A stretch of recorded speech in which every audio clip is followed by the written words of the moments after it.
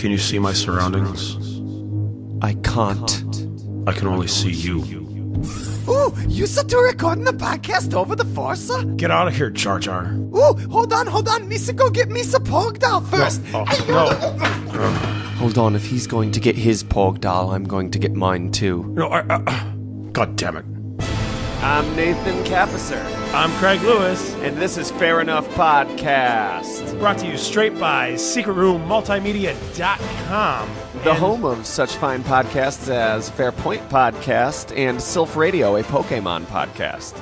And if you couldn't guess already, today's topic is Jurassic Park. Jurassic Park. We Hit a snag today. we told you a little lie last time. We said that the next podcast we were doing was going to be Sorry. a Jurassic Park trilogy, and I'm sorry. literally we just changed our minds. I'm actually here. I've got my Raptor toy I'm sitting so- at the table still. I had a stack of Jurassic Park comics in front of me, ready to record, and we were like, hey, you want to just talk about The Last Jedi? I'm so sorry. And you have to know, this is how you know it was like on the cuff. I didn't bring my obligatory Porg plush. Yeah, we're still going to do the Jurassic Park trilogy of episodes, so don't worry. We're just backing it up 1. We didn't want to back The Last Jedi up like 6. Yeah, we were just like, you know what? We're both really excited to talk to each other about The Last Jedi. We haven't.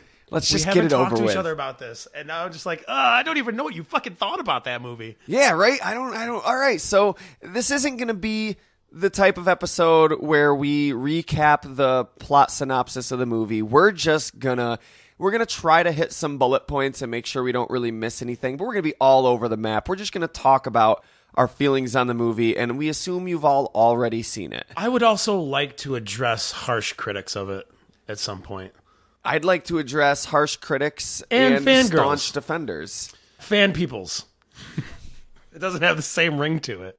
Sounds like something Harrison Ford would say upon leaving a Comic-Con. Grumble, grumble, fan peoples, grumble. Fan porgs. Or it's something George Lucas said while pitching the prequels. A planet full of fan peoples. Their hands are fans. Their feet are fans. All right, George, we'll take it from here. After getting away from the fan peoples, he goes, I thought they smelled bad on the outside.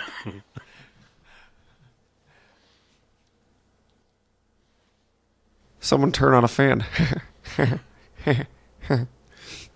So What do you think George Lucas thought of The Last Jedi? So that was your George Lucas. I thought it was a little bushy. George Lucas probably fucking hated The Last Jedi. Oh my god, it was nothing like The Phantom Menace. Do you think Alan Moore out, like, you know how Alan Moore doesn't watch any of the movies based on his shit? Do you think George Lucas is just like, Right. I'm not even going to watch them? I don't think he has the willpower. I don't know. I'm surprised we haven't heard anything from him. I think he's really. been to see it like 4 times. Yeah, and he loves it. He hated it No, more he- each no, progressive he- time. They keep saying if I see it more times in a row, then I'll like it more. He's on Reddit on his laptop in the theater, and people are like, will you put the laptop away? Show me some goddamn respect. I owned. All right, I'll put the laptop away. Just don't call the management on me. If I get pulled out of another theater, they're going to ban me. No. Someone's going to recognize me sooner or later. I mean, I can handle not being able to see the movie, but gosh darn it, I love the way they do their nachos. All right, so let's start off spoiler-free, short, couple sentences. What is your overall opinion of the movie? And I'll do mine. Who goes first? I'll go first. I'm a porgaholic, and I have a problem, and I've admitted it, and now it's okay. So, is that what Luke squeezed out of that sea creature's titties? Porgahol? Porgahol, it's green. I really liked the movie. I wouldn't go as far as saying loving it, but who knows? With repeat viewings, it could go both ways still to me. Yeah, that's my biggest thing with any movie is I have to see any movie at least twice before I really have an opinion on it, unless it's like, it's clear I don't like it, you know? We all know that I'm still eating crow from saying I enjoyed my first watch through of Man of Steel. Yeah, it's okay. We all went to see The Dark Knight Rises. We all had that first week of elation, and then the sudden realization. What was I saying? What the? Was I drunk on DC? It'll do that to you. It's sort of DC movies are like the prison liquor of, or like the what do you call it? Like prison beer? What do you call it? Hooch? Oh, hooch, I guess. Turlet. Turlet sangria. Yeah, toilet wine. Totally. Hooch, I guess, works. Moonshine. That ship Hussein was making.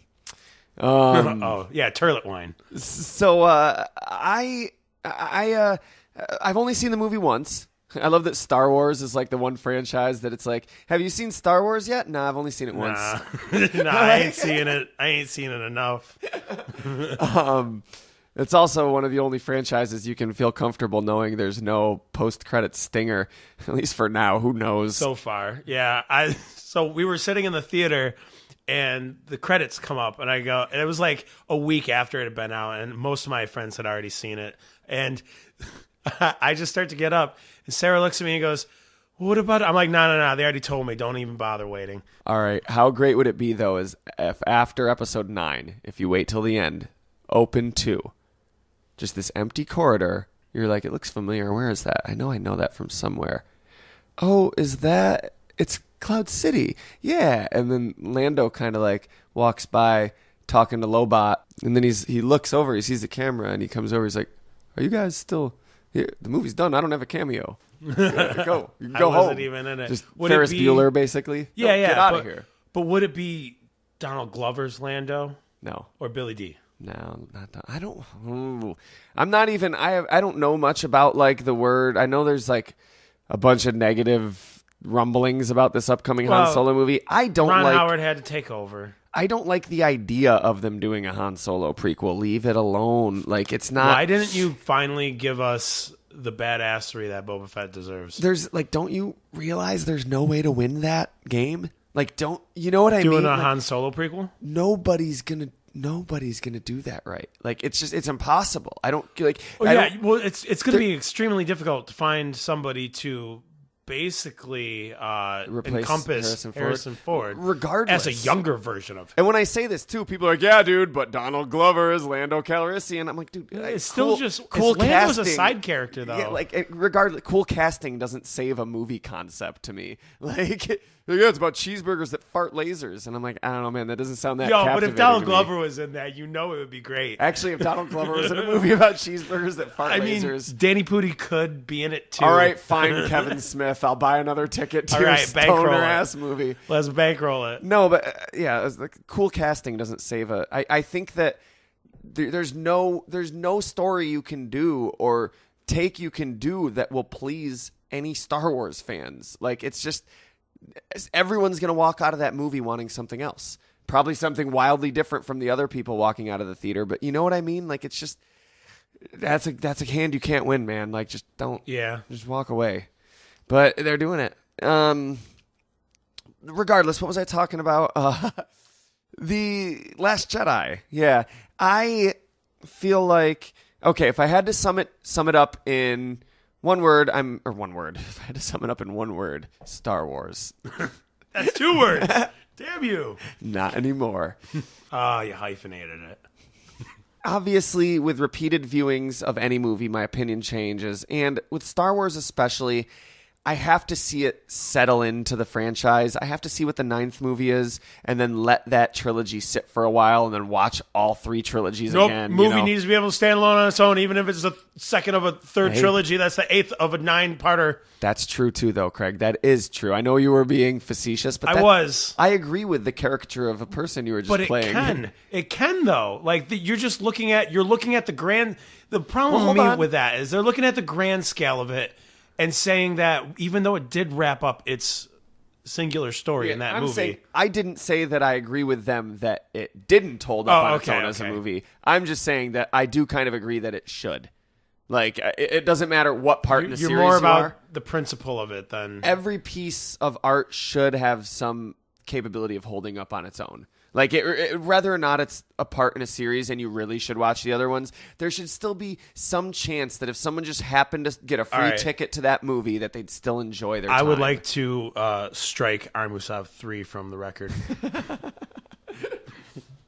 Those books were not meant to be enjoyed by anyone. But they could be movies. There was a warning, okay? We warned you. The Surgeon General laid that shit down. All right. So... And then got fired.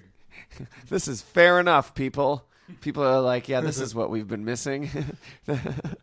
So you're going to talk about Star Wars yet? Yeah. What did you think of the movie, Nathan? Are you guys going to talk about your quick synopsis of the movie? Were you done with that yet? So we can get to the detailed synopsis of the movie? All right. The more you talk, you're just making it worse.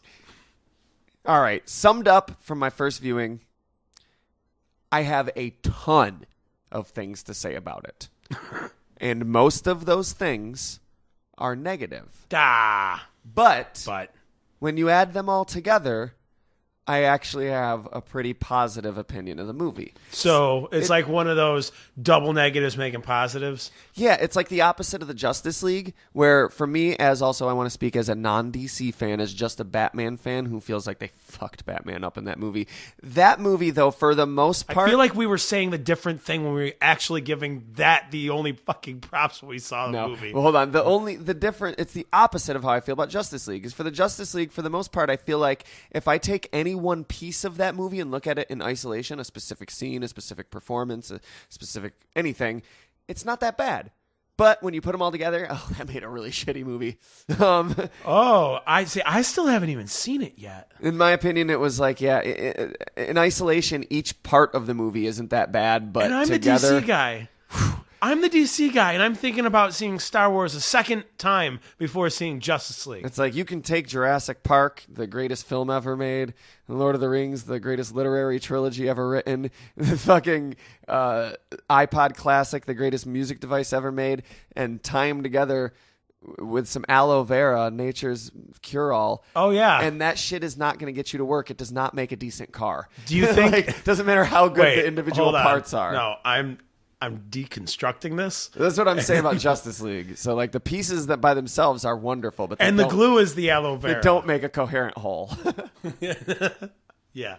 No, I get sort that. of like this podcast. I get the feeling that's why I'm not in any kind of a rush to see it. Plus, I had already decided that I am not giving any more box office money to the DCU. You know what? Hold on, let's just we'll do a Justice League podcast. We'll do Star Wars next week, then we'll do Okay, so now we're switching to Justice League? Yeah, all right, give me a second to illegally torrent it. Yeah, go watch it. Yeah, and give me 2.5 hours. No, never mind. 1 hour, 59 minutes, and 58 seconds. All right. Cut just enough out of it. And while you're doing that, I will talk about our Facebook page. Guys. All right. You have no... All right, anyway. Moving on. What I thought about the movie all in all was that the pieces individually, I have a ton of problems. Most of what I actually have to say about the movie is negative, but my overall opinion is actually pretty positive. However, that may change as time goes on. I don't know. That's very interesting. So we're kind of on opposite sides saying we could be swayed the other way through repeated viewings. Oh, and I argue with myself about every one of my points. No, that was stupid. No, shut up, me. Exactly. You think this podcast is bad now? Wait till I'm like, well, this, but actually that. But that doesn't make sense because this. But then again, I can counter that with that. Dude, debate team. If only they talked about Star Wars. So I guess it all starts off with Poe Dameron learning a very valuable lesson about not doing martyr missions. I said we're not doing a synopsis. We don't have to start at the start. Let's start at the end. No, I'm just kidding. But if we start right there, we can learn where everything goes, because it's kind of important that Poe got demoted for the rest of the story, I think. He kind of has, an axe to grind. Yeah, I thought we could segue and just talk about, Donald Trump and politics for a little bit instead. Oh, my God. For once, I don't want to talk about that. All right, no, I'm just kidding. All right, so we'll talk about the beginning of the movie, the opening scene first. I guess so. Or we could just talk about Poe. Poe's... We'll talk about Poe, but actually fuck it. The opening scene and the opening crawl is a great place to start. Stunning. Still stunning. I love when they do their space effects and the battles, too, even if the battles seem stupid. The opening crawl was pretty much just the First Order's taken over most of the places. in the Thanks. I world. figured that out because I just saw The Force Awakens the other week. Which is weird. People have pointed out that the timeline doesn't make sense because when Rey is interacting with Luke, it's clearly like the day after The Force Awakens. But then with everyone else, though. It could have just been like No. she took off. No, but what I'm saying is it doesn't take off immediately. Like Quentin that Tarantino'd. part, yeah. And- that part of it was actually further in the future than they made it seem in The Force Awakens. what's surprising is that what I've heard no one point out, and every motherfucker is comparing this to The Empire Strikes Back, and no one's pointing out that Luke Skywalker stays and trains with Yoda for months, and then he comes back, but everything else that happened in the movie only happened over the course of like a couple days. Oh, is that what people are upset about that? In Empire, it's a glaring problem with Empire. Like, Empire is a phenomenal movie, and it's honestly evidence of how great a movie Empire is because people didn't notice that shit for like 30 years. Because Right. in a good movie like Jurassic Park, people didn't notice that continuity error with the T-Rex paddock for years either. Oh, yeah, with how you were... Yeah, we'll talk Okay, about that another different. time. But we've done enough. And that's just, we know where that's going to lead, right to Donald Trump. So... But, okay, so what you're saying is the fact that just a random gap of like a few months within a couple minutes in the movie, and then the rest of the movie is just a couple days. Yeah, like the rest of the movie, yeah, it doesn't. So doesn't the shorter period of screen time is just encompasses longer. But And is that like can't- the same thing as saying It's not the same as. 3 years later? Well, it's not the same because Luke. Whereas in The Last Jedi, Rey, we don't see Rey until she reunites with the other characters. So what you're saying could be true. She went with Luke. That was the first day after Force Awakens, and then she spent months with Luke. And the thing we see with Poe was months later, and it actually jumps back in time after Right, that to right. show us what happened with Rey and Luke. Unchronologically done. And that's fine. That's fine. It's a it would movie. make sense too. I mean, Yeah. it's just easier to tell a But- coherent story. But with Empire, Luke is on Hoth with Han and Leia, and then he leaves to go find Yoda, and then he trains with Yoda, and then he comes back to Luke and Leia and Darth Right. Vader and them at Cloud he City. comes right back to Cloud City. Yeah, because they're in so- distress there. But there's no way all that training was just a couple days, you know? I guess it could have been. Maybe He's who Yoda's a knows, baller-ass man? trainer, but... Yoda was like, "Oh shit, you're far more proficient than I thought you'd be." Train Anakin, I cannot. He misses his mom. He experiences natural emotions. He does. He doesn't know his mom. Oh, hold don't- on. I wanted to start talking about Yoda, but Yeah, we'll talk about Yoda okay. in a minute because opening crawl, opening scene. All right, opening scene was cool. I like Poe Dameron's funny, and that's fun.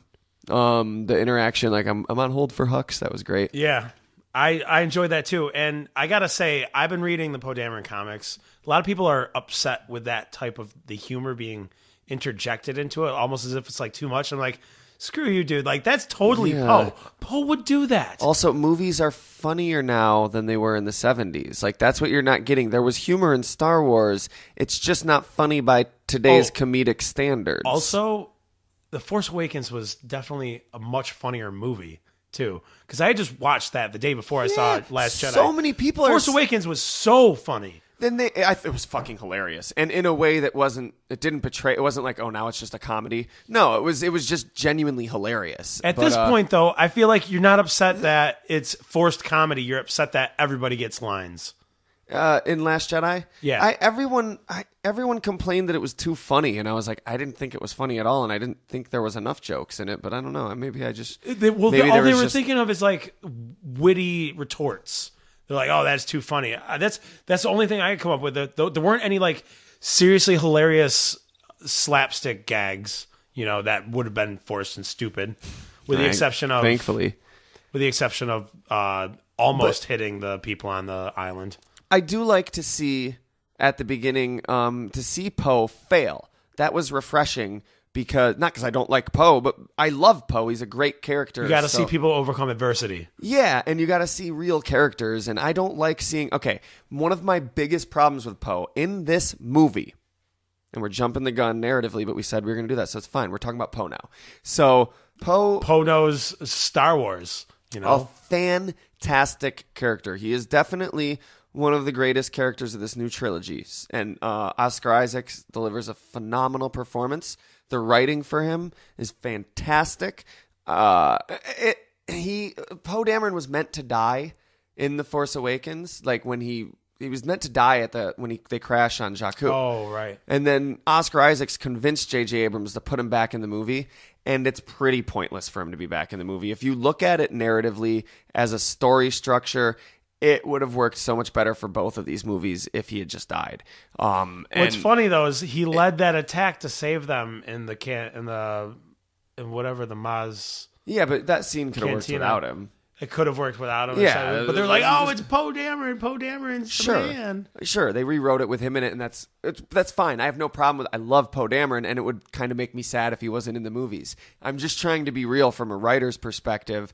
I do see how it's kind of a stronger, better decision to have killed the character off at that point. There's no reason for him to be here. But I think long term, it wasn't as good of a decision. Also, who cares? It's Star Wars. I'm okay with him being here because this is a pulp science fiction story, and he's our pulp action hero. And he's great. Yeah, so I'm okay with it. But still, I'm going to point out that valid criticism. And my biggest fucking problem with him in this movie, there's only one character that I can think of who I will allow to... one of my biggest complaints in literature, and I only allow this of one character, and you know who it is. Spider-Man. Close. One of my biggest complaints in fiction is when a character is right because they're fucking awesome. I hate that a character is right because we love them as a character or because they're such a cool character or the main character. A character shouldn't be right on the merits of them being cool or likable, or there's no fucking reason for Poe Dameron to be right in this movie, and he was wrong. In the end, he was wrong because the acting captain didn't tell everybody her plan. Yeah, that's true. I guess But he never faces any kind of comeuppance for getting a lot of people killed. That is one thing he doesn't do. And they're like... He doesn't get any penance for it. She's like, I like that guy and stuff. It's like, you don't like that guy? No, shut up. Hate what? Him. That doesn't make any sense. Since when do you like him? Well, you had your people shoot him. Maybe my complaint's off, but I only saw the movie once, so I got to rewatch it. And maybe there was a different... see, we're all going to see other things when we rewatch this fucking movie. And I'm excited for that. Maybe there was a point that it did apply to, but like I do, for what I was saying was like, I hate when a character's right just because they're that character. The character should be like Batman is the only character I will allow that with. I wasn't going to jump the gun and just assume Batman. Like maybe if I read more Sherlock Holmes. It was like, why was he right? Because I'm Batman. Yeah, like that works. I man, you're right. Shake your hand. Good luck to you on the rest of this fine evening, sir. He is Batman. He is Batman. Yeah. He said so. All right. So yeah, and all right. Because we're there, let's talk about Laura Dern. What was her name? Haldo? Captain Haldo or whatever? I believe she was Ellie.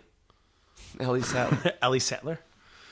Which was we could have talked about her too. It was so good to see Ellie Sattler again. It was great to see Laura Dern again. She's not in enough movies. I wonder if Dr. Grant was out on the side by the food cart. You know, the craft table?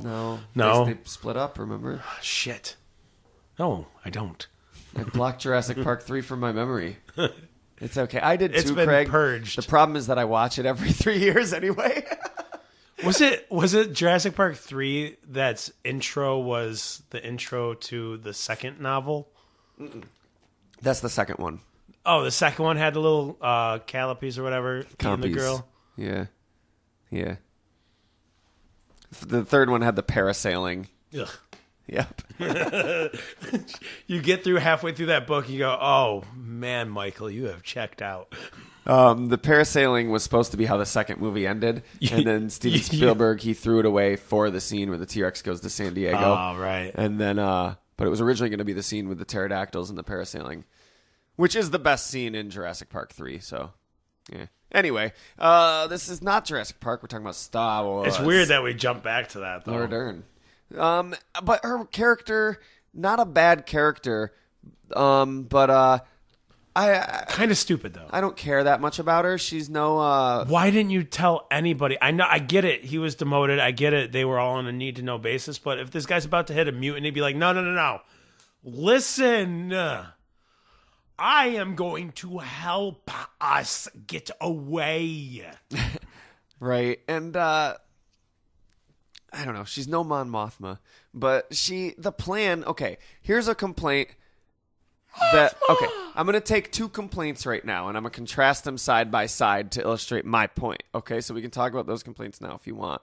But I know that there are a lot of fans complaining about these two things. One of them being Laura Dern's plan, using the not the warp drive, that's Star Trek, the jump into light speed. Oh, no, screw that. That's fine. Not light speed, what is it? Hyperdrive. Hyperdrive. Yeah, and that's fine to me. You want to know why? Because it's a fictional fucking thing. So she's either using the hyperdrive and ramming into the ship to hurt it. Like, that's one of the complaints that people have. And you're saying, I'm fine with it because it's fictional. All right, I'm going to address that in a second. The other complaint is I'm Princess Leia using the Force to pull herself back to the ship. I can accept that in the time that has passed, she has, and this is talking about, we didn't see her use it at all. Maybe she's learned a little bit on how to use it. It seems like people can just use the Force when they're in dire need now. Oh, Leia's strong in the Force. Yes. We know that from Return of the Jedi. I just think it looked stupid when it actually happened. Yeah. It was, at least they were using practical effects and had her on some strings. That was the only way I could explain it. Either that or like she was just standing still and it was the background that was changing. And it's also like you were like, ooh, this scene is really uncomfortable right now. Ooh. Yeah. Okay, can we just jump to this now? Not only it seems very ironic to me that the main characters from the original trilogy are all dead. Leia's not dead, except for the one who's acted by the only one that is dead in real life. I wonder if maybe they said they didn't change it, and that was their plan to keep her alive. I think it's just I think it would be in poor taste to kill the character off. Just don't have the character around anymore. That's fine. And if someone wants to write novels, something as important as Leia, though, like, you have to address why she's not around anymore. Okay. I still think killing her off screen or something would be in poor taste. She's just like leading the base in somewhere else. They didn't kill Miss Krabappel on The Simpsons, they're just like, all right, she's gone. And I think that's in better taste than being like, now the character's dead too. But also The Simpsons don't have things like, you're the leader of the resistance against the rebellion and you should be, if you're alive, you should probably be in the main spotlight. Because I think the only way to do it would be like, I'm going to use Miss Krabappel as an example because The Simpsons would have the time to do this. Whereas Star Wars wouldn't have the time to do this because they have 9 movies. But if The Simpsons were like, let's really dedicate an episode to actually honoring Marsha Wallace's life and legacy in an episode and like really make this a really warm, heartfelt, sincere episode about Miss Krabappel and really have it say something about Marsha Wallace also. But the thing is, that would be so difficult for them to do.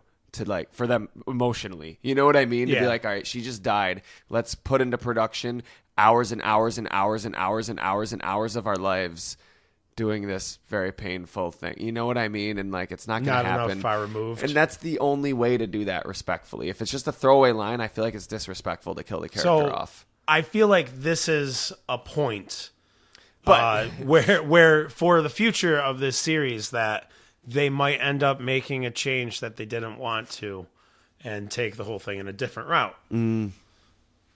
I don't think it's as planned out as as maybe we're led to believe. Oh? I have episodes 1 through 9 planned out. Jesus, it's the next movie. I think you should have a hankering of what you're going to do. We'll get to I still have...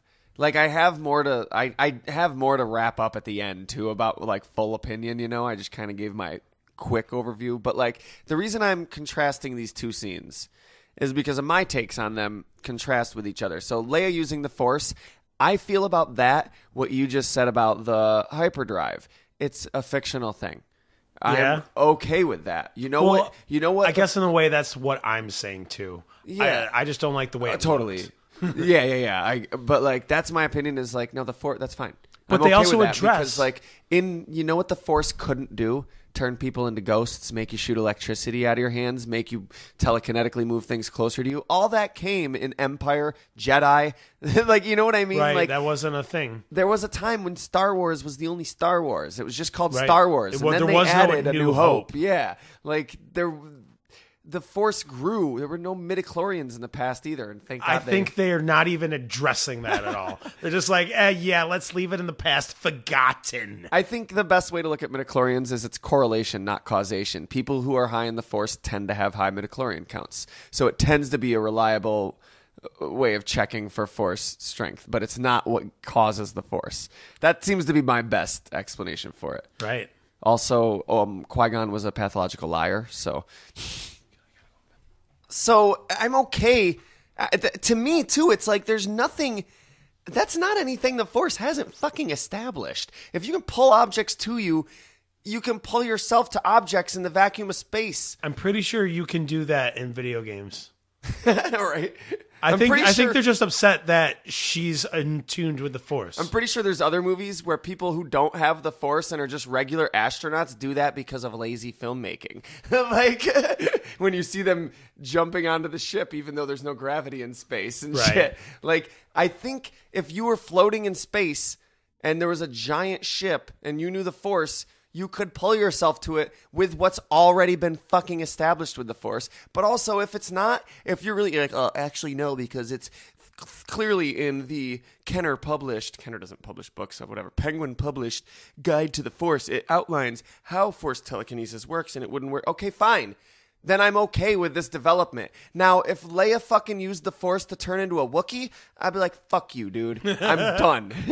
No, I'll accept bringing me to an object, but I draw the line at warging. There's a limit to the credulity in fiction, and here's my problem with the hyperdrive scene. I don't have a problem with this scientifically, which is what a lot of fucking fans who are... My problem is... That's what I was saying. It's fake, so the scientific shit is What's funny, too, I actually wanted to say this at the beginning, and I didn't, but like part of that little sum up is I have so many complaints, but I feel like most of them have shared nothing in common with most people's complaints with this movie. I have... No, wait, you're dumb. I have different complaints. I want actual complaints being addressed here, not dumb shit. Thank God people aren't throwing that word plot hole around like they were The Force Awakens. I was like, no, motherfucker, learn what the word plot hole means. Something you don't like in a movie is not what plot hole means. Get 'em. Black Stormtrooper, plot hole. Han Solo just so happens to find the Millennium Falcon, plot hole. Guys, your worst coincidence is key in so many movies. Yeah, if you say bad screenplay writing, I'll be like, agree to disagree. I think The Force, guy, but all right, that's your critique. But no, it's not a fucking plot hole. Learn what the word plot hole means before you make 100 plot holes in The Force Awakens or something. Anyway, we're not talking because if you keep throwing that word around unjustly, it's going to create a loophole to make it okay. And then we get a Sarlacc pit. That's where Sarlacc pits come from. My problem isn't the science of it. It isn't like a lot of people are complaining, they wouldn't work because this. All right, whatever, motherfucker. I'm fine with the science. They say that it's dangerous, especially in like an asteroid. They can't do it in an asteroid field because they'll hit asteroids, they'll fuck their ship up. Like, so I get that, but at the same time, she was doing like a kamikaze. Yeah. So I'm like, the science. Okay, that's fine. I'm just like, all right. So in the currently established canon, there's been at least like, 50, 60 years of war going on in this galaxy. How many Death Stars have there been? Okay. How big was the exhaust port that Luke had to fire the laser 2 meters. Into? Size of a womp rat. Is there any way to get, like technical? Word. Is there any way we can make that hole bigger? Anybody? No? Okay, word. All right, Luke, go in there and shoot it. Oh, yeah. Oh, you know what might work in 50 Years of War? What if somebody puts a droid that has no consciousness on a ship and has him fly the ship at warp drive into the fucking Death Star? Why didn't anybody do that before? Oh, that's your criticism. Yeah, that's Nobody my had ever criticism. thought about it. It's too late to pull that Droids card. have lives too. Well, yeah, you could put it. First of all, a person doesn't need to be on the ship, but it's my main complaint is like anyone could have done that in the history of these movies. Somebody would have thought of that. What's it take, motherfucking purple hair, to have a good idea? Yeah. Yeah. No, it was off limits, so that's why they didn't. It was against the rules. It's just like, come on. Starfleet dictates. So. Starfleet. No hyperdriving at other ships. Have you? Rule number 3. You watched Black Mirror yet? Start watching Black Mirror yet? Yeah. No, you watched the I first saw episode? it. I'm done. I have. By the way, I've said farewell to Netflix. I switched to Hulu. I decided I'm going to life hack it, which isn't really a life hack. I just am using common sense and saying I'm going to get Netflix twice a year. 2 months a year. 2018 life hacks. Use common sense. Common sense is actually more useful than you've been led to believe. All right. You can save money if you don't care about 2 minutes of commercials per every episode. We've been recording for a while and we're barely scratched the surface of this movie. All right. So that's why I'm comparing them is like, all right, the Leia force power, I have no problem with that, and this is why. To me, it makes total sense. This thing, it doesn't, but not for the same reasons that everyone else is complaining about, to me. And it's just like someone else would have fucking done that. Wrapped up. Come on. Why didn't you do that on the motherfucker? Where the fuck were you during the 3 Death Stars? Well, Dern? here's the You other look thing. like you're like, oh, shit, that's rude. Hold on. You look like you're like, you look like 30? You look like 30 years old, which in Star Wars years is like 80. Yeah. So, like... You're wise behind your years. Anyway, it just seems to me that with a lot of the criticisms, the heavily criticized stuff, there are 2 main focal points that people seem to they told them, I don't like this movie anymore, and then they just started nitpicking the shit out of it. Yeah, Star Wars fans love to nitpick, and it's okay. I'm one of you. I understand. I just think nitpicking is like the Force, okay? You can nitpick for good. You can nitpick for bad. You can be a gray nitpicker, which, ew, that sounds gross. Don't be a gray nitpicker. A gray picker. Sounds gross. Sounds like you're doing something you're not supposed to be doing. Light, dark, and gray. There are many shades that could equal up to 50. However, there's no telling if there's more than 50. Use your nitpicking wisely, with a knowledge of screenwriting and filmmaking. In the Star Wars universe. So, all right, what else do we want to talk about? Well, Leia, we were just talking about Leia. What'd you think of Leia? I miss her. God. It was hard to watch because it's so sad, and I'm not going to tap dance around it. You cannot say it out of respect, but there was a distinct difference in her performance between The Force Awakens and The Last Jedi. Yeah.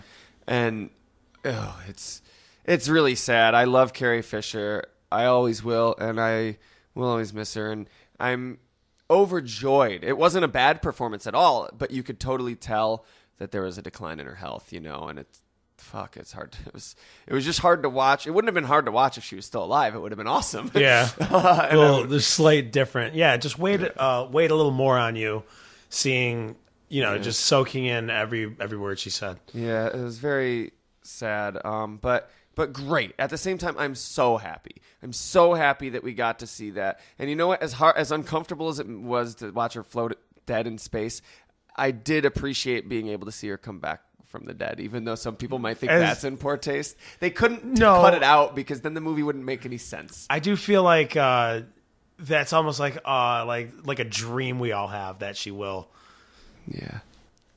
But it also leaves me with an in-canon head-scratching moments like, so was she smoking a lot of death sticks or something? Like, because her voice, you don't get that voice from being force sensitive.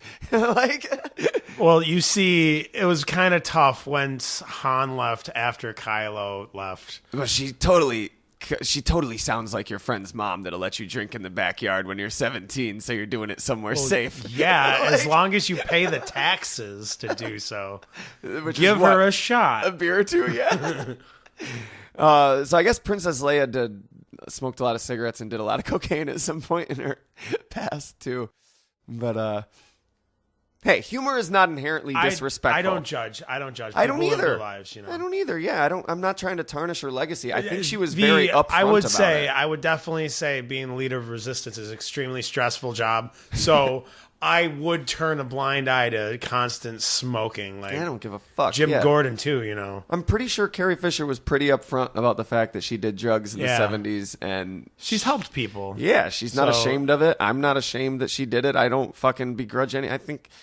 Whatever. I was just saying, Princess Leia probably. I mean, look at Princess Leia in Force Awakens too. Is she not the type? Whatever. I was just saying, Princess Leia probably. I mean, look at Princess Leia in A New Hope too. Is she not the type to be like, yeah, fuck, I know you got some lines on this ship, Han Solo. Don't lie to me. I've been locked up in the Death Star for weeks, motherfucker. Han. My entire race was just blown the fuck up. That one time we partied after Luke lost his arm, that was a magical night.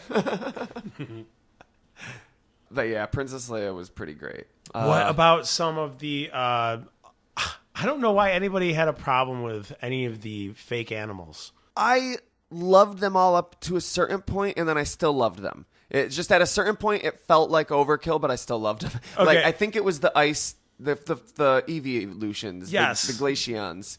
Yeah, they made glaceons. I don't know why anybody's upset by this. There were more ice-type Jolteons. There were Alolan Jolteons. Yeah, kind of. Love it.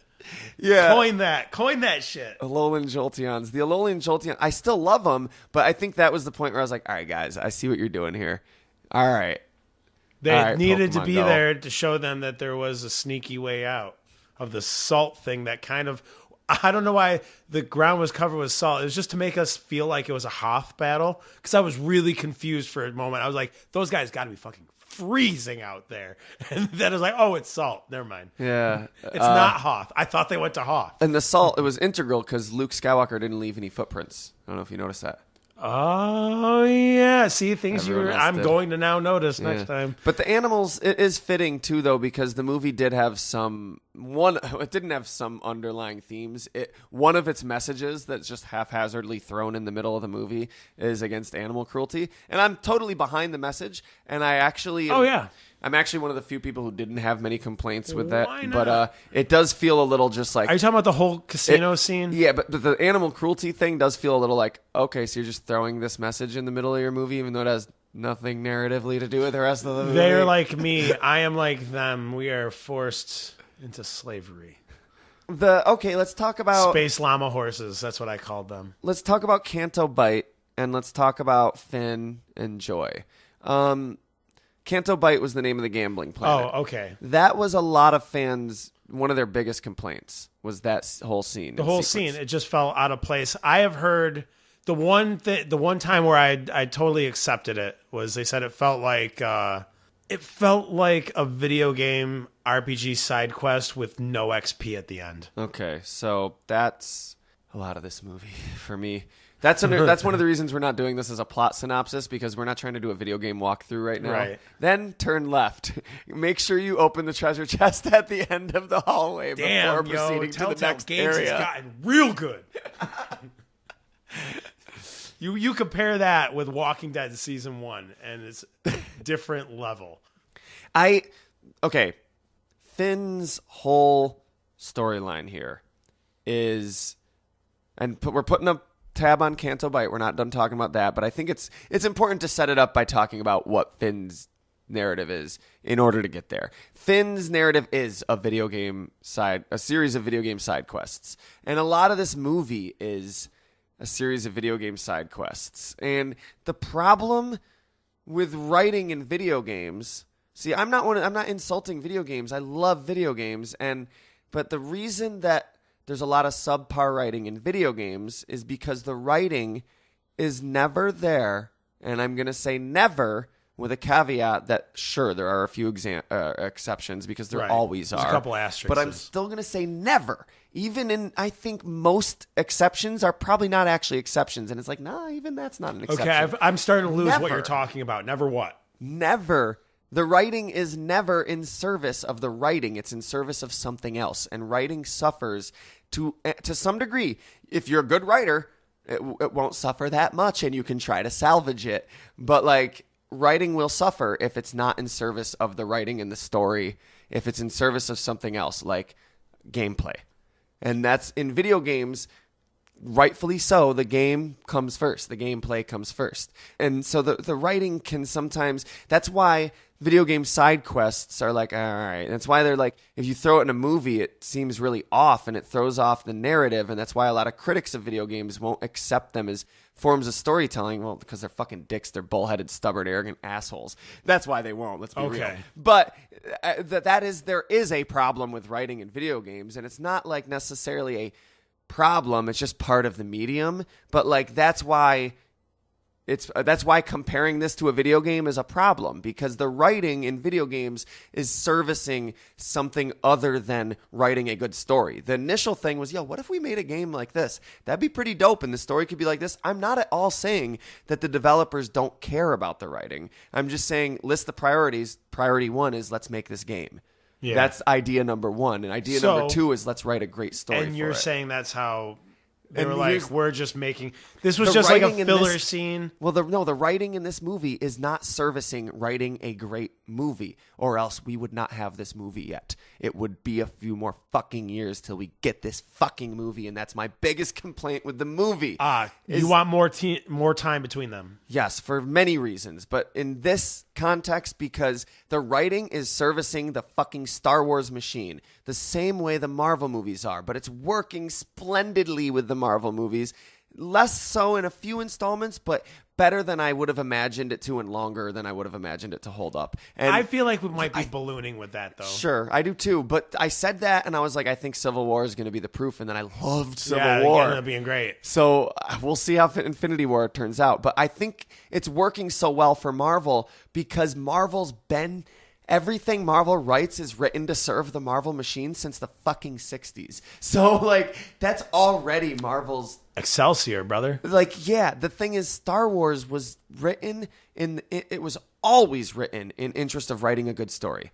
Because it was a space opera. Even most of the expanded universe was at least written from someone who's so passionate about Han Solo that they want to write a bad story about Han Solo so bad. You know what I mean? Like, yeah. It's well, like, I feel like that's where we're starting to see that there is a problem with releasing Star Wars movies so frequently. And say what you want about George Lucas, but he was really dedicated to making the perfect prequels. He failed.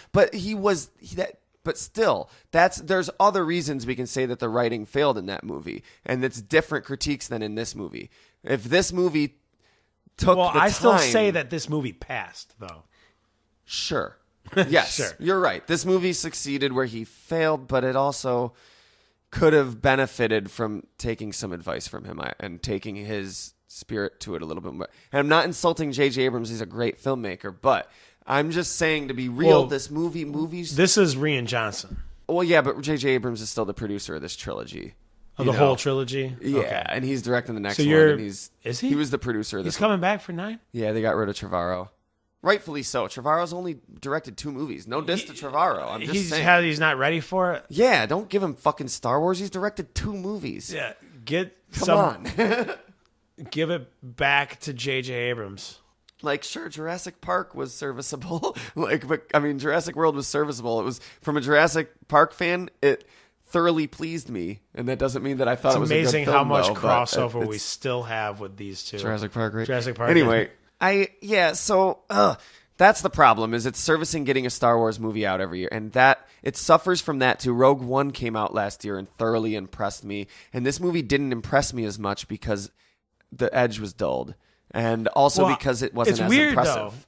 Though. Rogue One impressed me, and this movie impressed me. I've been impressed so far. Okay, so far I've been impressed. I went back and rewatched Force Awakens. Right. I liked it more. I was impressed, but I wasn't taken. Fair enough. I was taken by Force Awakens. I feel like Awakens. with Rogue One, I was taken by Rogue One. I was smitten as well. And Rogue One has a host of problems as well. It does. But it does. And the biggest one is it's just funny the way you said that, the edges were dull, because that's how I felt about Rogue One, knowing that all these characters that we're barely getting to know are just going to be dead by the end of this. Yeah, Rogue One had problems with the fact that the characters were underwritten, the story was underwritten, but Force Awakens, I was giddy the entire time, and I was like, yo, I know I have to let this sink in. A year or two from now, I might think this movie sucks even. But nothing is going to change the fact that this is fucking fun. Maybe and it's I am because having the time of my life, and I will always remember this as a great time. And it was probably because the last release of a movie was Revenge of the Sith. Sure, but it was, for me, it was because I was giddy, because it was the first time in my life that I got to see a new Star Wars movie in theaters that was good. And it was pretty damn good. Like, even though it has a lot of problems on its own, and I will admit that, and we can do a whole podcast about that, it still was a really good film. And I feel like to argue that at a certain point, like, well, we got to step, if you're really trying to argue that, I want to step back as Star Wars fans and just talk about it as a film then. And filmmaking. Like, let's not just let our fanboyism get in the way. Yeah, because, sure. But I do have my problems with this new trilogy, but I also have I like it too. Anyway, we'll see when it's over. But like, and then so in Force Awakens, I was giddy. I loved it for so many reasons. It felt like a good new Star Wars film. Rogue One felt like an old Star Wars film again. I felt like it was a Star Wars film that came out in the 70s. Good, making it seem like it was done with all the same technology it looked like back in. I loved it. It was great. And then this, I didn't have that experience. The whole time I was just kind of like, all right, let's see where they go with this. And I'm not saying I did not like it. Whenever I talk about movies, people think I hated them because I'm so detailed with my experience of it. You're like, no, I serve several flavors of the rainbow. It's just like, with this one, there wasn't any point that really got me and took me. Like, those two movies took me. You know what I mean? Like, they swept me off my feet. Yeah, they made you breakfast. If watching that movie was a dance, there was a moment where the movie swept me off my feet and spun me for a moment. If this is a good metaphor, and this movie never did. It was like, yeah, but it was still a good dance. I still had a good time. They made you feel like you were in the arms of Patrick Swayze. Yeah, and that's what's sad, though, is because every Star Wars movie should. But every Star Wars movie hasn't. And this movie didn't sweep you off your feet. No, but that's all right. The porgs swept me off my feet. I keep jumping to porgs, but like, they're serious. Porgs. Seriously, I fucking love the Hold porgs. on. We didn't talk about Finn. Oh we didn't talk about Finn and the Canto Bite, and then we'll talk about porgs and Luke and yeah. Finn. So all right, let's get this over with. So it was most glaring. That big complaint I went on for like 10 minutes was most glaring with his Finn. Whole story, his misuse. He deserves better. He deserved better. And if you took a few more years, they would have, like, the problem with pumping a movie out in 2 years is you're gonna be plotting the third one. You're gonna be like, oh fuck, you know what we could have done with Finn in Last Jedi was he could have actually went to see this character, and that would have set the seeds for that, but we still could have wrapped it up in that movie, and then that would have actually, at the end of Last Jedi, Rey does this. Perfect. And like, you don't have time to sort the movie out. Write the movie. Develop it. Right. Develop it. Development on a Star Wars movie needs to be more than 2 years. It absolutely needs to be. Right. And it's not going to be. I'm preaching to deaf ears. This is set in stone, but regardless, that's my problems with it. But whatever. At the same time, the prequels have problems, and I still, at the end of the day, accept them into Star Wars canon. And so, if this sequel trilogy also has its share of problems, but winds up being better movies than the prequels, so you're not going to like sign the position to get it stricken from canon? Fucking fuck you! Everyone's Right? saying that. Fuck you. Fuck you. Fuck you. You don't want to fucking strike the Clone Wars movie from canon? I love the series, The Clone Wars, by the way, but you don't want to strike that from canon? You want to strike fucking the prequels from canon and just establish that their story happened, but in a way that we don't know? You don't want Like, to, rather, fuck you. What are you protesting? Oh, look, you want to strike it from canon? Come on. But you still want to keep Force Awakens? Fuck you. Just do you know what you can do? We'll redo it in 2 years. Guess what's canon? Anything you want it to be, man. If you want only the first Star Wars is canon because you were 50 when it came out and you were like, you know what? That was the only sci-fi movie that ever impressed me. I don't want to watch some fucking sequels. A quick apology. If you want the first 3 are only canon. If you want just the first 6 are canon. If you want all the expanded universe until Disney took over as canon. If you want the new canon's canon. If you want figure out a way to make everything canon. It's up to you, man, because it's the imagination. And I would like to add that I am very sorry that your dumb fan theory turned out to be false. I'm not at all. I am not at all. Maybe a little bit. But /S. I think they got it now. But yeah, Finn deserved better. John Boyega deserved better. The character of Finn deserved better. And the legacy of Star Wars having a main character have such a shitty plot. Now we are. But with that being said, he was still enjoyable and fun to watch. Yeah, but the plot of this whole movie too is go get the thing. Because the bad guys have a technology that's too powerful. But then again, look at the old movies and what's the plot of the old movies? It's not that much better. But I think I'm sorry. To compare it to the prequels again, the prequels did actually, I think, set up an expectation that this isn't living up to. The story of the prequels, as much as those movies suck, the story is amazing. It's leaps and bounds beyond the story of the original trilogy. But the original trilogy is just the characters, the movies are leaps and bounds beyond the prequels, like by far. But the story is so intricately plotted and woven, it's beautiful. The story, meaning if you wrote down a synopsis, not the finished product of watching the prequels and the movies you made. But I think this series, this prequel or sequel trilogy could deal with having a more complex story, but whatever. Disney ain't trying to do that, and I understand. Sorry, you were going to say about Finn? I forgot. Right. No, I get what you're saying. Yeah, I don't know. But Canto Bite. Finn teams up with Joy. A lot of people complain about Joy. I don't see the fucking problem. Joy's cool. Whatever. She's cool. Her sister blew stuff up for the Resistance. She was a funny character. She was whatever. She was a cool character. I don't care. Whatever. I don't see what the problem is. I just honestly don't see what the problem. I haven't read what people's complaints are about her. I just know people are like, yeah, but what a fucking Joy. She was Joy. Rose. Yeah, I don't know. You're thinking of Nurse Joy, I think. I don't know. Joy. Yeah, I'm confused. But Joy was important because then Finn would be dead if it wasn't for Rose. You got me saying Joy now.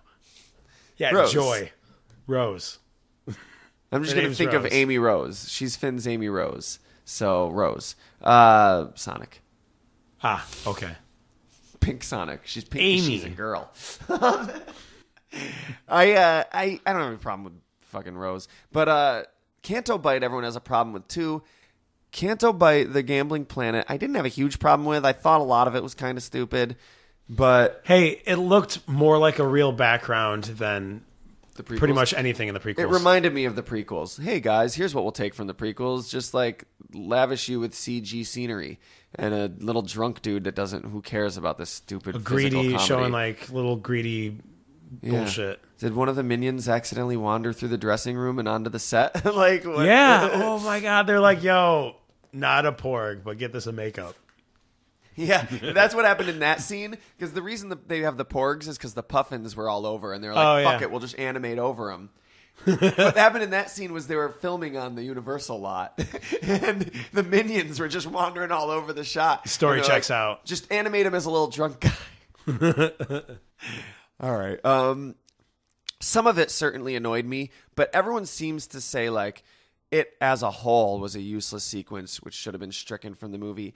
I disagree. It's just I do agree with them that it felt like a video game side quest, and I feel giving the movie 3 years to develop it would have helped more, or 3 or 4 years to make it a little more important, because it technically was important, because if it wasn't for them getting trapped up in there would have been no third act climax. Yeah, when we write stories together, sometimes we're like, yeah, and at this point we know Guy Fawkes is going to go here and do that. And that's it. Yeah. And like if we have to rush it out in a week, that might be all that happens is Guy Fawkes goes there and does that. But if we take a couple of months to do it, we're actually like, this works great, and then we set the seeds for the next scene, and this character gets to work, and there's some really great lines in there. Mostly sowing seeds non-intentionally.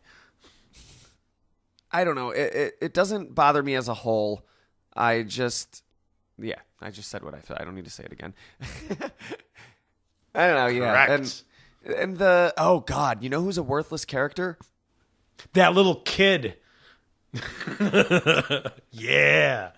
Fuck you, kid. Who cares about hope and the fact that other people I have no problem with that kid. Force? Maz Kanata. Fuck Maz Kanata. Yeah? She was worthless in Force Awakens. And Yeah? she's even more worthless. And that was a fucking video game She's cut. just like a tie together. That was a video game cutscene. Yeah. It was a video game cutscene when they were talking to Maz Kanata. And she was fighting. It literally was a video game cutscene. She was playing Call of Duty. They were all gathered around this little dude. Wait, was it a commercial for a video game of Call of Duty? No, I'm just saying. Oh, yeah. They were like, "Go on, go around." Oh, it was, and she's just such a. They just crammed her in there to make sure she gets an appearance. Yeah, then in that case, have him call Lando. Fuck you, you fucking pricks. Well, hello there. If you're gonna cram somebody in, I heard. Hey, you heard of Lando Lakes? Try my Lando cakes. what about Benicio Del Toro when they pick him up in Canto Bight? Very surprised that Benicio Del Toro finally got a role. Yeah, he was cool. I at first was like, that's cool that he has a stutter because it's not a thing. But it was a weird stutter. Yeah, but it's like I like that there's a character where it's like not a thing because that's cool that like it's like Finn isn't like the black guy. They don't make jokes about him being black. That'd be Or stupid. they don't make jokes about the guy stuttering. He just has a stutter. or even references to it. It's like whatever. Some people stutter. They leave it to us to pick up on This is fucking Star Wars. You think people are going to make a comment about someone stuttering? You know how many different languages they've heard today? Like, you know how many different aliens with weird physical traits? They probably can't even tell what's a deformity and what's a natural trait at this point anymore. They see so many different biological species on an everyday basis. Like, no one cares about a fucking stutter, and no one should care in the real world either. And I think that's a cool, positive thing to do until I started overthinking it, and I realized that everyone with handicaps is a bad guy, unless you count like Luke's hand. No, I don't. I think that is overthinking it. Well, because it always bothered. He represents all of stutterers. It always bothered me that Snoke looks so deformed because it's a clear. You're making him look deformed because he's the bad guy, and that's the message you want to send Disney because you're pushing so hard for like accepting like different people, and you're like not. But you still got kids are gonna grow up thinking people with like deformities in their faces are Snoke. They're gonna, you know what they're gonna grow up thinking? That he's really Obi-Wan or he's really Grand Moff Tarkin or something. They're gonna see someone with a deformity and they're like, that guy's actually the guy from the Dairy Queen. Oh my god. I don't know where you were going with that one. They're gonna have fan theories. They're gonna have fan theories. No, or maybe Snoke is just super ancient and he's been patched up together so many times, so he's ready to leave his own body. Okay, I know. So I know we said we were going to get to the Porgs, but we're talking about Snoke. So let's talk about Snoke. Led to it. Whatever. If we don't, If Hold we on, don't I am get to going to the go Porgs, get my Porg.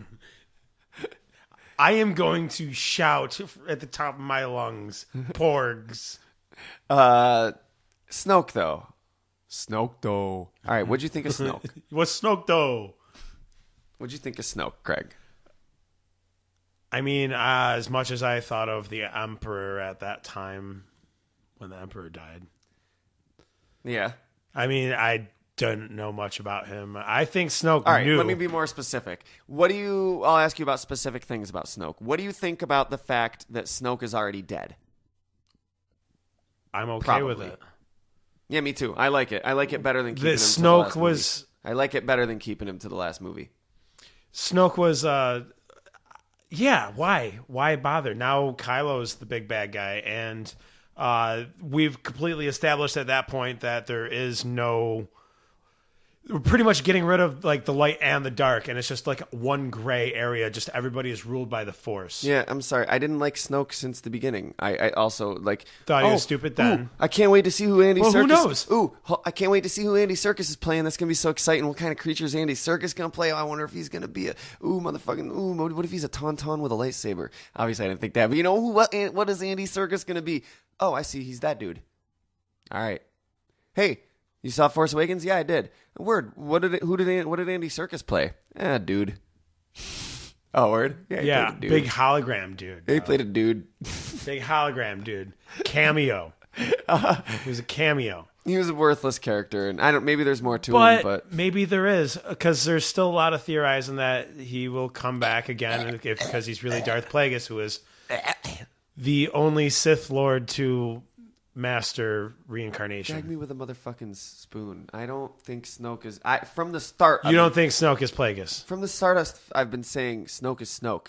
Everybody's saying Snoke is this guy, Snoke is that guy. I'm like, guys, why does Snoke... And eventually other people started, but for a while, no one was saying that. I was the first. No, but like, I was like, guys, why does he have to be anybody? Why does someone have to be someone else in Star Wars, or can someone just be themselves? Like they could be. It's just interesting.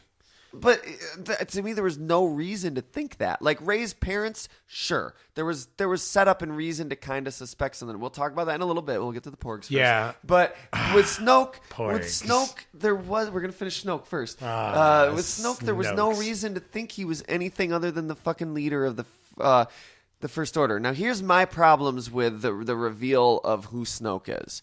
All right. And who is Snoke? This is the part is he some dude? This is the part I teased at the beginning where I'm like, I'm going to be arguing with myself. Okay.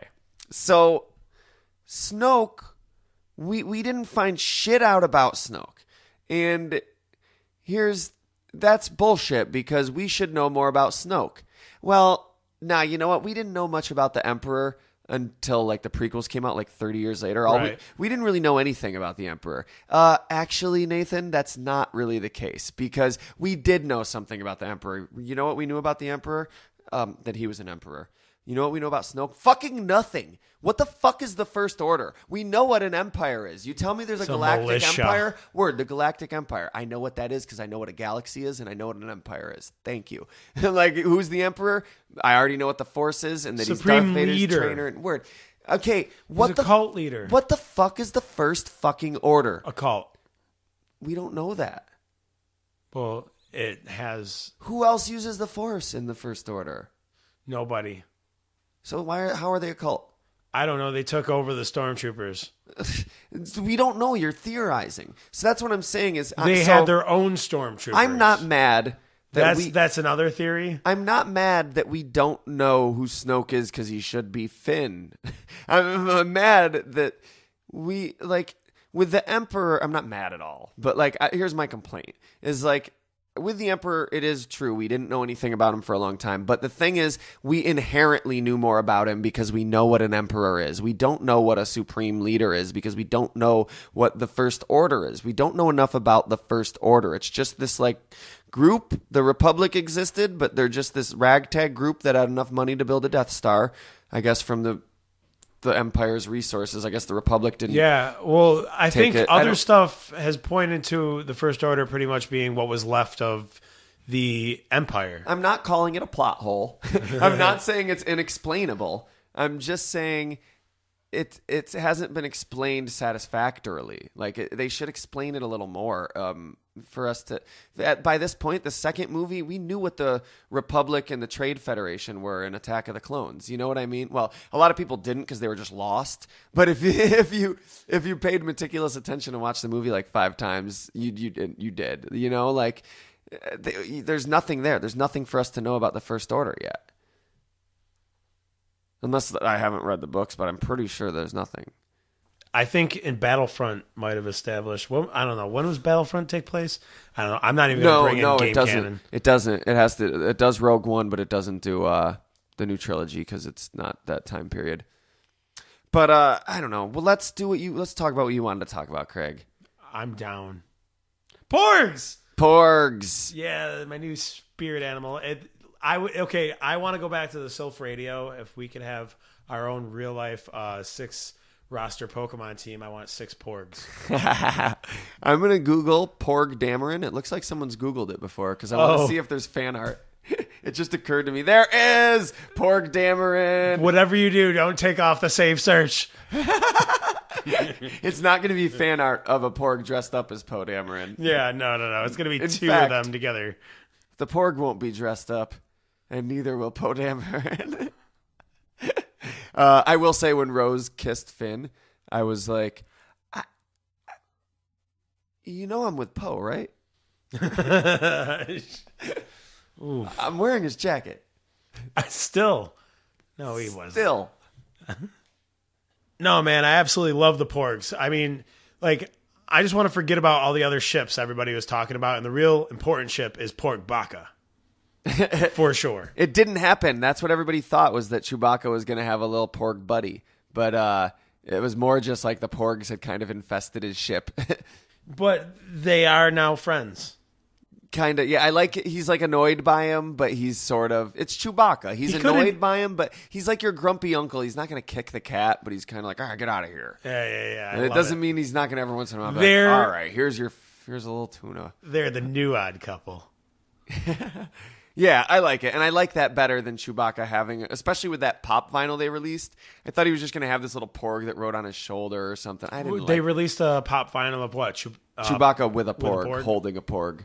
Yeah, in his hand. I like it better that eating it. They're more just kind of like a nuisance aboard his ship, and he's kind of brushing him aside, and like I like that. Instead of like he saved one from one of the cow thingies. It's cool, and it's cool universe world building. I can see him like they might not be there in the next movie because she's not going to be on that planet. You got to replace Han somehow, you know.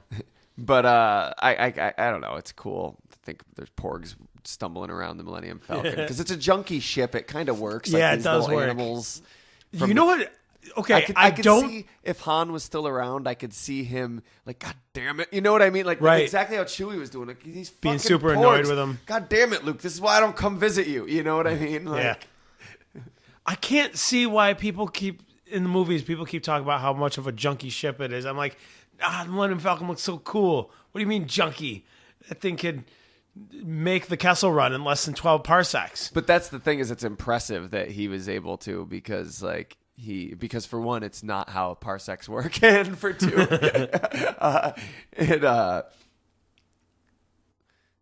it's a piece of shit ship in the universe. Right. I don't see it. I see a kick-ass ship, man. To us, it's awesome. And the Millennium Falcon was always... That's the thing, too. We forget. I forget. So, of course, these people and their criticisms forget that Star Wars wasn't always this thing that just existed in this crystalline form of these three movies, this holy trilogy. It was one movie, and then it was built upon in another movie, and then built upon further in another movie, and then way more built upon in years of expanded universe. But by the time it got to us, there's so much there that we kind of just took for granted, like how you look at houses. You were born knowing all this information. Like houses and TVs just exist. We take that for granted, even though we know that they were invented. We just take the fact that houses and buildings exist for granted because they were here when we were born, you know? Yeah. It would be weird if there weren't houses. You know, I don't know. If it was just all forest land, you mean? We don't take the fact that houses were developed over the series of several hundred years of refining in what do you call shelters, you know? Anyway. Like, I would like love Star to see Wars. the ribbon cutting ceremony of the first road. Do a drunk history on that. There's never been a road before. This is our first road. White people, am I right? Anyway, the porgs. Oh, yeah, the porgs. That's what we were talking about. Yeah, I'm a little disappointed. I should have brought my little porg pop vinyl. I want a porg so bad, man. I'm not crazy about them, but I like them. I like them more than I thought that I was going to, because I'll accept it. In the trailers, they looked like I don't think the minions are cute. I think the minions are ugly. And me too. I feel that way about pop vinyls too. I don't think pop vinyls are cute. I think they're ugly. Depends on what the pop vinyl is. Sure, that's fair. But most of them I think are ugly. And there's just something about the design. I'm more of a Kid Robot. Yeah, Kid Robot makes cute looking things. I think there's this line where you're trying to look cute, but it's just, and I don't mean like it's sickeningly cute. That's not what I'm saying. I'm okay with something being sickeningly cute if it's actually cute. Duh. I just don't think minions are cute. I think they're ugly and unappealing. Annoying. Like, but some people think they're cute, and I don't. Like, I just mean even physically, like, not cute. Put them on mute, still not cute. Put them on mute, still not cute. Minions. I just sold you a commercial. I felt that way about the porgs initially from the trailers, but in the movie, I was actually like, oh no, those motherfuckers are cuter than I thought they'd be. So that was cool. But I also feel like someone just saw that picture that like made the rounds on the internet like 10 years ago of the penguin photoshopped with a pug's head. Oh yeah, I could see that because they Star Warsified it. My favorite animal in the real life is a penguin. So why wouldn't I be in love with this little cute penguin-like motherfucker? Yeah. Yeah, they're cool though. I liked them. I liked that planet that Luke lived on, and I gotta say, I like pretty much everything they did with Luke. Who knows? My opinion may change a few years from now, but I could totally say Luke was never don't think like. so. Here's the problem: if you take A New Hope and even Empire and you isolate them from all the stuff about Luke that came later and the way it went in the books that don't count anymore, Luke was never a badass. That was Han's job. You know, the badassery. He eventually he did badass things, and yeah. he had the ability to do badass things, but he was kind of a whiny brat that didn't know what he wanted. You know, and for him, that totally makes sense to me that he's scared of Kylo, and he has a moment of weakness where he thinks killing Kylo or killing Ben would be the best way to go about things, only to realize he made a mistake too late, and then everything goes south from there, and he gets a voice modulator, and he sounds even cooler. It's funny because I thought you were talking about Luke at first. It's like that's what Luke's like. Well, no. From there, Luke just was like, no. did I do that? You know, he was like, yeah. I think it was entirely. I also agree that it was all in character. A lot of people said he acts out of character, and no, he acts out of character for your stupid books that you read. Yeah, he acts out of character. I'm sorry, that sounded really bad. You keep reading books. Books are great, and I'm sure. I haven't read those Star Wars books. I'm sure they are great, but this is not that you should already know it doesn't count, and they're going to do something else. Yeah, I as far as the expanded universe, I'm very sad that Disney axed it. However, there's not much they could do. Right. If they're going to tell this different story, they need to make sure that other stuff isn't in the way. I would.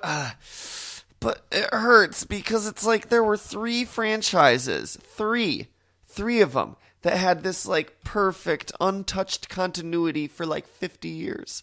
It was Star Wars, Marvel, and Star Trek, and then all of them within a span of just a couple years, J.J. Abrams and Disney were just like, nah, son. Nah. Wait, who did Star Trek movies? That wasn't Disney. It was J.J. Abrams. It wasn't Disney. It was J.J. Abrams. JJ's like, oh, yeah, the 2 biggest nerd communities. Yeah, I'll do both of them. He weaseled Beastie Boys into the 2 biggest sci-fi franchises of all times, you fucker. So good. So good at doing that. But just like, it breaks my heart. First of all, with Star Wars, fuck you. Fuck you. You did not have to fucking do that, and you did a terrible job of it. Like, they're not terrible movies, but they're not good Star Trek movies. And you said Star Wars, and I'm like, no. what? Star Trek. For Okay, Star Trek, yeah. fuck you. You didn't have to fucking do that. For Marvel, it was in the comics that they did it. The comics just reset for like the first time in ever. It's funny because they were teasing when they redid Secret Wars. They were teasing that was a reboot.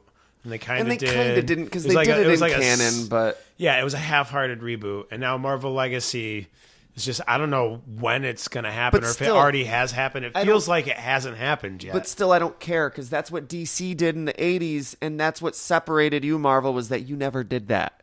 And now you did. I'm not saying it makes you. Heard. I'm not saying it makes you better. It's just you just fucked up a 50-year track run, and that's like I don't know if it's 50 years. I'm not trying to do math.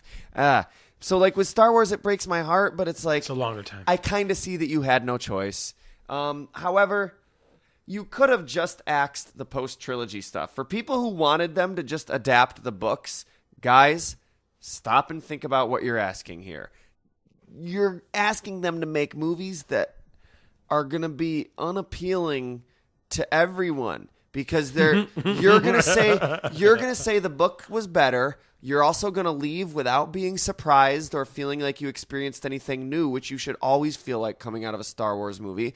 The general public's going to be like, oh, that was like, I have to say, honestly, out of the expanded universe, the post-trilogy stuff is some of my least favorite because it's just, it's not the direction I would have went. The Emperor comes back, fucking Luke goes dark side, all this stuff is like, that's not what I want to see continuing this story. That's not where this story should go.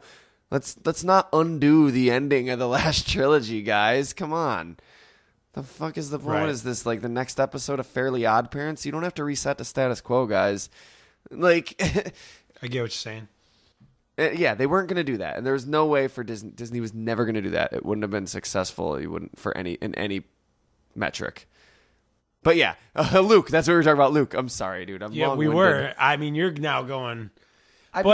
Dude, I haven't been able to talk about Star Wars. I liked what they long. did with Luke. I did. I liked the fact that he's a grumpy old man. I liked the fact that he still has flaws because he's always had flaws.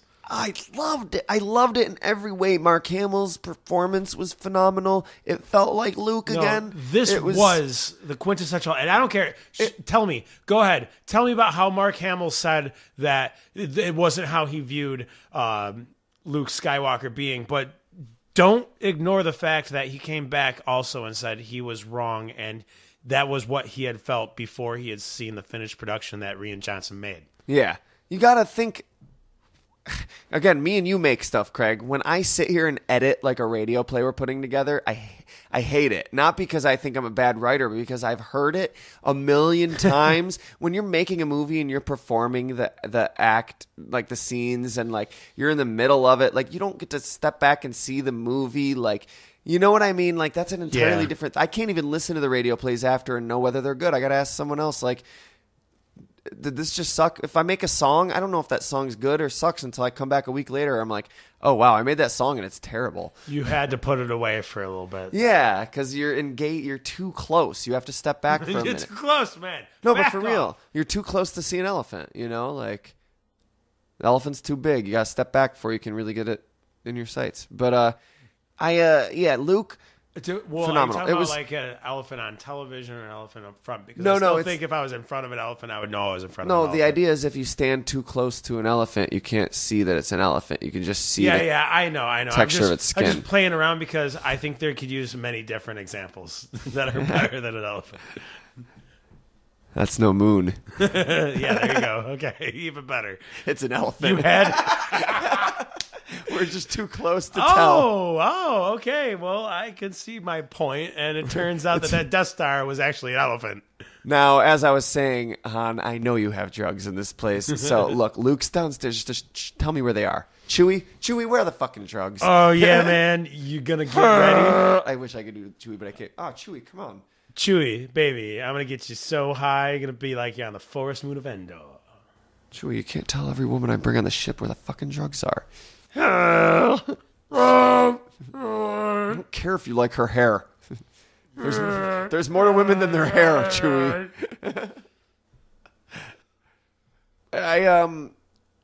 Real Luke, buns or Leia buns? Luke, I feel like there's more to say about Luke, but I'm trying to think what it is. I loved it. No, you're right about the progression of his character. Whiny to grumpy works, and also I'm not just trying to say he's whiny, but like really a progression of the character, like his cold feet, his attitude, like yeah, it's great. And this is what there's more to say about Luke. Okay, his position on the Jedi.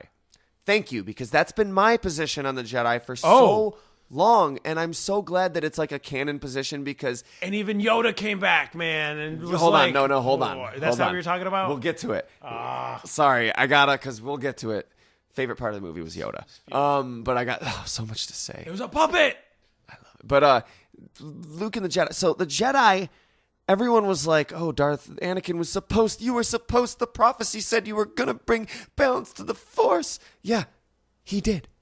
The Jedi have been in control for way too long. Oh. The light side that's not how balance works. Yeah, that is true, because that is why throughout the entire prequel trilogy, you realize that the Jedi are just fucking dumb. Yeah, and I don't know if it was what George Lucas intended. I wouldn't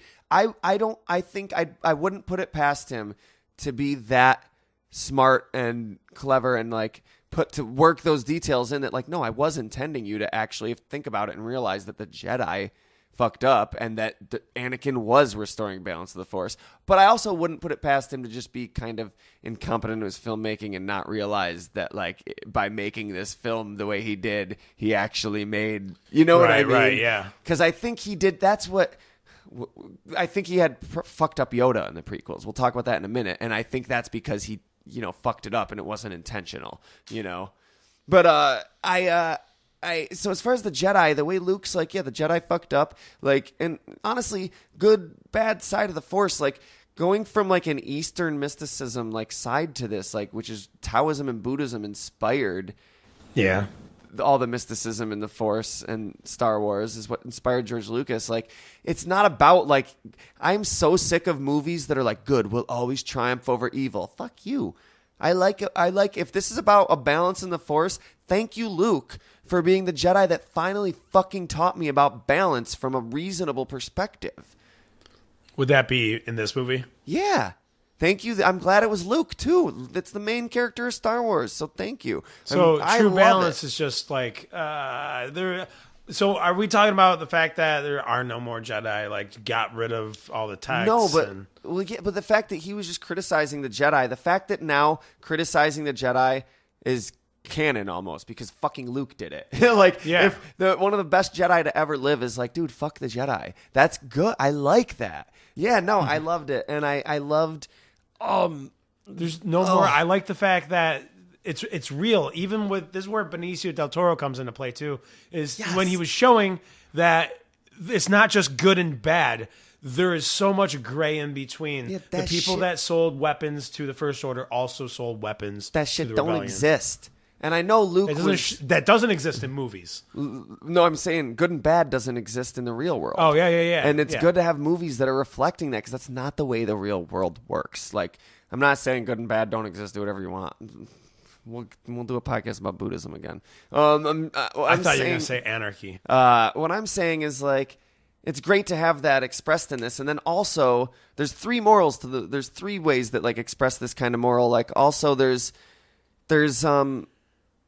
Rose saying we're going to win this war not by fighting what we hate, but by saving what we love. Yeah. And say whatever you want about that scene. You can complain about it. I'm not going to deny you your critique of that, but I love that because thank you. Where the fuck is that movie? I'm sick of movies whose moral is we'll never stop fighting. Even if it's like you'll never stop fighting for what's right.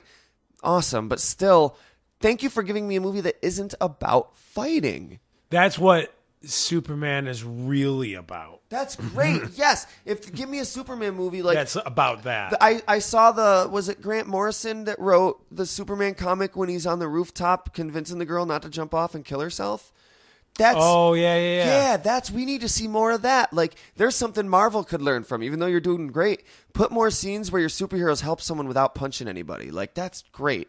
Fucking great. And like, it was really refreshing, and I'm glad that happened in Star Wars because, especially in a franchise about war, thank you for giving me that I love this franchise and it's about war, which I hate. So thank you for giving me a moral that I can get down with. Like, because as much as I love Star Wars, I can't get down with most of the morals of Star Wars. Good and evil is not that clear cut. Right. It's not like it's almost like it's this perfect yin yang thing that's like, but clearly one has always been outweighing the other. Yeah, and what the Jedi Order teaches in the prequels is what they teach in the original trilogy isn't 100% right from my perspective. I'm going to be the authority on what's right mystically. Yeah, but that's what I'm from my perspective, with my worldview, and you know what I mean. So I'm obviously that's not the same for everybody. But so you're saying that the Force is kind of one with your religious beliefs, sure, but not completely. But also more in tone with the religious beliefs and the philosophical and spiritual beliefs, more accurately, that inspired it. Because George Lucas was inspired by like Eastern philosophy and Eastern mysticism and stuff like that. So like it's way more in line with that, and I love it. And like what the Jedi's teach in the prequels is horrendous. Like they won't help Anakin because he misses his mom. If you went to like a Zen teacher with that shit, not to keep comparing shit to Zen, but like the Jedi Masters are based on like samurais, cowboys, and Zen teachers. That's what they are. Like those three things rolled into one. Yeah. And like without a doubt. Like so like you go to a Zen master, he would try to teach you about your feelings, not tell you to deny them like they do. Like they don't ban you from loving people like the Jedi do. Like that's the thing. Is like I understand. Like generally in a movie, denying your feelings is what the villains do. Yeah, and that's what. Oh my God, denying emotion. This movie's smarter than I realized. That's what Kylo Ren's doing. Yeah. This movie was also about failure and learning from your failures, which is another There you great go. fucking lesson. Thank you. There can be a movie where the heroes don't win, and that was Empire, but like still, And that was also so this it's movie. also reflective of Empire in another Yeah, way. there's been But multiple ways where it was reflective of Empire. in a great way. Also, The Force Awakens is reflective of A New Hope in a great way. It doesn't just rip it off because its story is entirely different. It pays homage in places it needs to be. Where they kind of start to get their pull on the ripping off is the super mega Death Star. Okay, in some points it does. So, but I Then mean, again, they do it a lot more subtly in this movie. What's more unbelievable? They stop making Death Stars, or they keep making Death Stars? Well, honestly, they clearly can produce them at a much rapid rate. let me ask Dick Cheney. Hey, Dick. Halliburton makes the best Death Stars. As much as it is like it's lazy narratively, would they just stop making Death Stars though? Would they? I don't think they would. But what the Jedi's teach is horrendous in the prequels, and I'm so happy to have Yoda back because Real Yoda, it's real Yoda, not flipping cartoon Yoda. all Yoda was a fortune cookie in the prequels. Like, Yoda was a Zen teacher in Empire and Jedi. Yeah. He was not the character that he was in the prequels. In the prequels, and a lot of kids are complaining. Young kids are like, that wasn't Yoda. I'm like, yes, it was. This Yoda? Yes, it was. You just saw the prequels Man. first. Like, Yoda, Shut up, you little stupid kid. Like, Yoda in the prequels was the fucking equivalent of, I'm drinking a tea right now, and on the tea tag, I'm going to read you what it says. I haven't read it yet, so this is new to me as I read it. It says, all right, I'm going to read it. Okay, I'm going to to reread it. I'm going to Yodify it. Okay, I could re-Yodify it, but it's just going to sound better if I just say it. He who wants a rose must respect the thorn. Wants a rose, he must respect the thorn it is. And it's like, all right, that's not even that bad. Most of these tea tags are like, beauty can be found in the simplest of places, or something. Simplest of places, beauty can be found. Yeah, fuck you. Fuck you. That's not deep. That is not deep. How long did you have to meditate to have that thought, you fucking prick? Second fortune you want. Afraid you are. I'm not afraid, Yoda. Fear leads to anger. Fear leads to fucking the species proliferating itself. Fuck you, Yoda. You're like 800. You should know that. You lived on Dagobah. Fear is a natural response in a biological organism. Like, come on, man. Like, yeah, no, having real, because he didn't act like Yoda, and Yoda was a little asshole in the original movies, and so are the Zen teachers. Listen to our podcast about Dogen a few episodes ago. Right. But I mean, in the Old Republic, at least, when there was both, and they both were proficient, they had lots of numbers. They had Sith temples, Jedi temples, and all that above. It showed that the real yin and yang in balance was constant war. Hey, honestly though, I can't get behind it because here. I can, but I'm saying I want to establish this.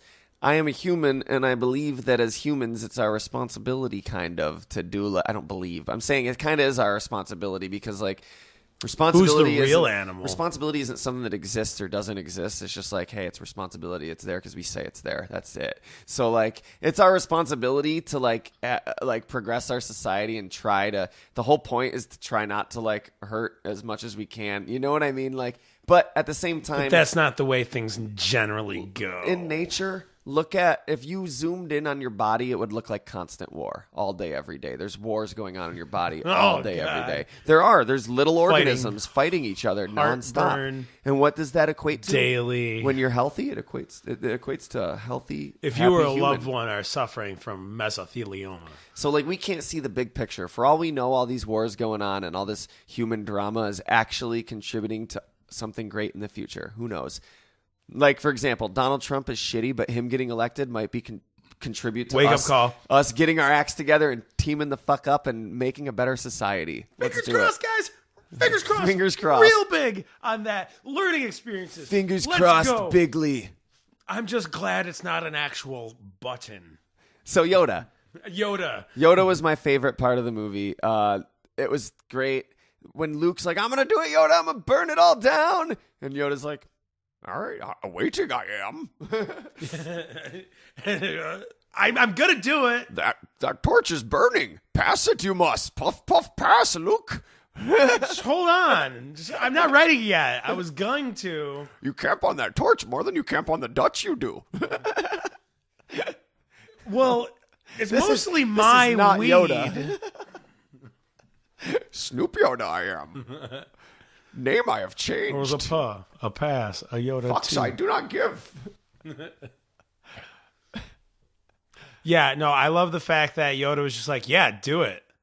Yeah, Do it. Luke didn't do it, so he's like, ah. And I loved that. I And loved it. Yoda was like, you're right, dude. You're And right. that's such a Boom. Buddhist thing to do too. Like, that's great. Bring it back to the source, because he's like, you destroyed all the original text. He's like, have you read them? Have you? Yeah, Page turners, they were not. Like, that's I was gonna.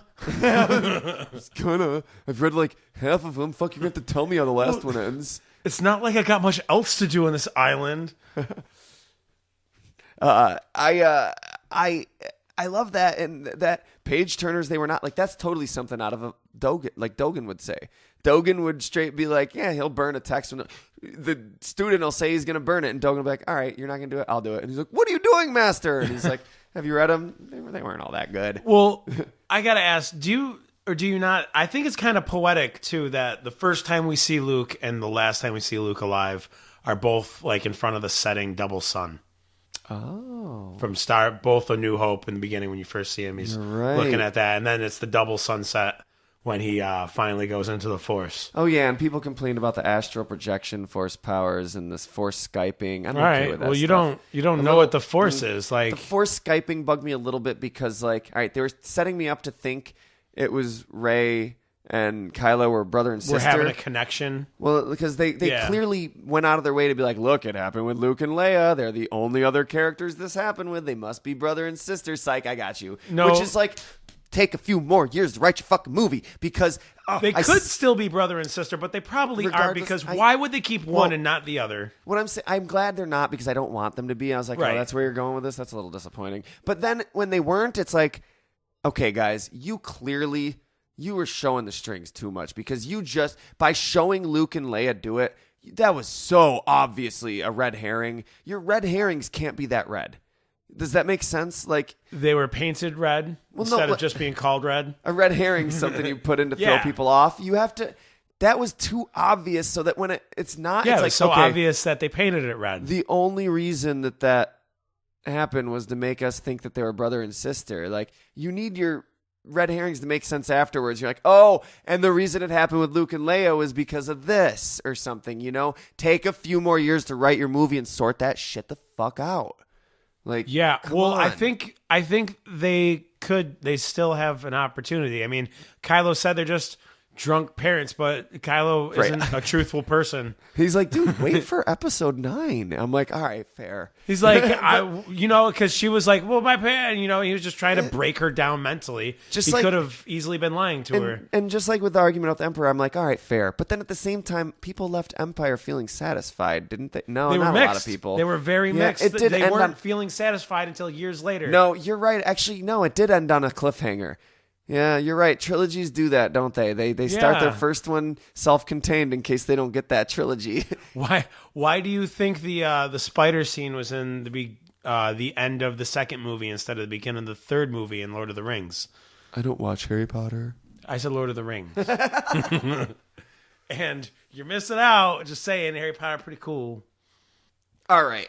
So Luke turns into a Force ghost. I love that. He deserves to. I'm okay with the astral projection. That was great. I loved it. There's no defining role on.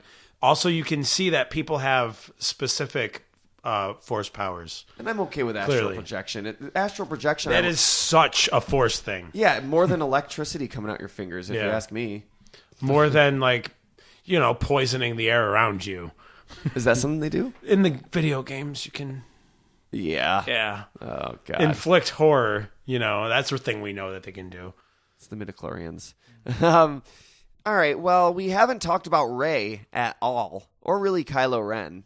We talked about Kylo Ren a little bit. Rey, all right. Rey, I was stoked on for a long time. Watching Force Awakens, I loved Rey, and I still do. But I don't know. I feel like the burning of the Jedi tree or whatever with where the books were, the library. I feel like that was a little justification of why maybe Rey can use, just like learn the powers, just be able to do the things that, that everybody's like complaining that she wasn't trained to do. I'm not worried about that stuff. That doesn't bother me. Whatever, the Force. Like, sure, made me a little upset that she was able to beat him in a lightsaber battle, like, without ever picking up a lightsaber. That's a little bit like, you should hold a lightsaber a couple times before you fight with one. But he was injured. I'm not that mad. I'm not calling Mary Sue and shit. Okay. Like, get the fuck Because on. she wasn't. Yeah, no, I'm not. Whatever, it's fine. I'm just like, sure, I can critique that, but, like, whatever. My issue is, with repeated viewings of The Force Awakens and then watching this movie, her character's starting to seem a little more dull to me. It's starting to I feel like I could do a Robot Chicken parody of Finn, Kylo Ren, but not Rey. I don't think I could Robot Chicken parody Rey. You know what I mean? Does that make sense? Like, I guess. I don't think I could do it, and you should be able to. It's like, I think she's suffering from main character syndrome.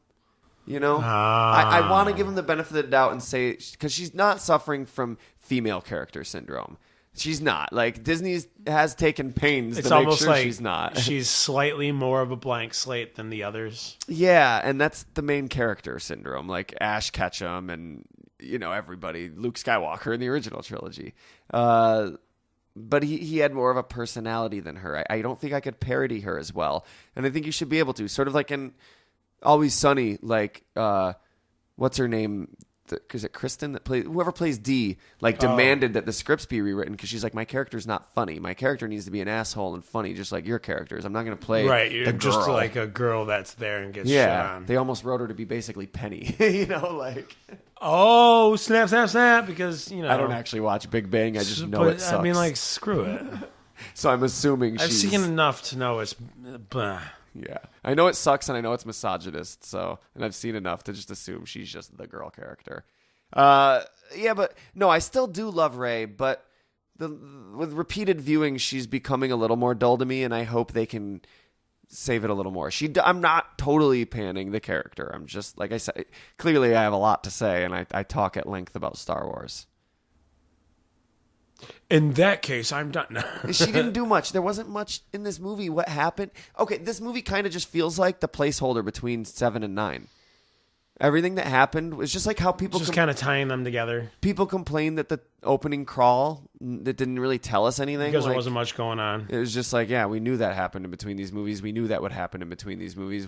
And that's kind of what this feels like. Yeah, we knew this was going to happen. There's a little bit maybe of a twist, just with Rey. With everything, yeah, with Rey, I'm okay with the fact that Rey doesn't have. I think she's still just a little bit mysterious. I think that if they finish the whole thing and nothing concludes from it, then I'll be a little disappointed. He could have been lying too, because all right, I'm okay with her not. She doesn't need to be Obi-Wan Kenobi's kids. I feel like whatever answer they give is going to be unsatisfying because it'll be like, okay, cool, but okay, it didn't surprise me. It doesn't like fit into the narrative like in an interesting way. We'll see. I don't know, but it can't be nobody because in The Force Awakens, he's like, the droid stole a ship. Well, he had help. What help? A girl. A what? Girl? Well, no, he goes, no, he didn't say a girl. He goes, what girl? As if there's like a specific girl on Jakku. Connotation, like he knew that there was a girl on Jakku that he was worried about helping her. Because of the prophecy. It could have been the Force. It could have been the Force telling him there's a Force-sensitive girl on that planet. I don't know. Yeah. Oh, last but not least, Captain Phasma. Oh, yeah, Captain Phasma. Is she last? Maybe. Is she not least? As least as Boba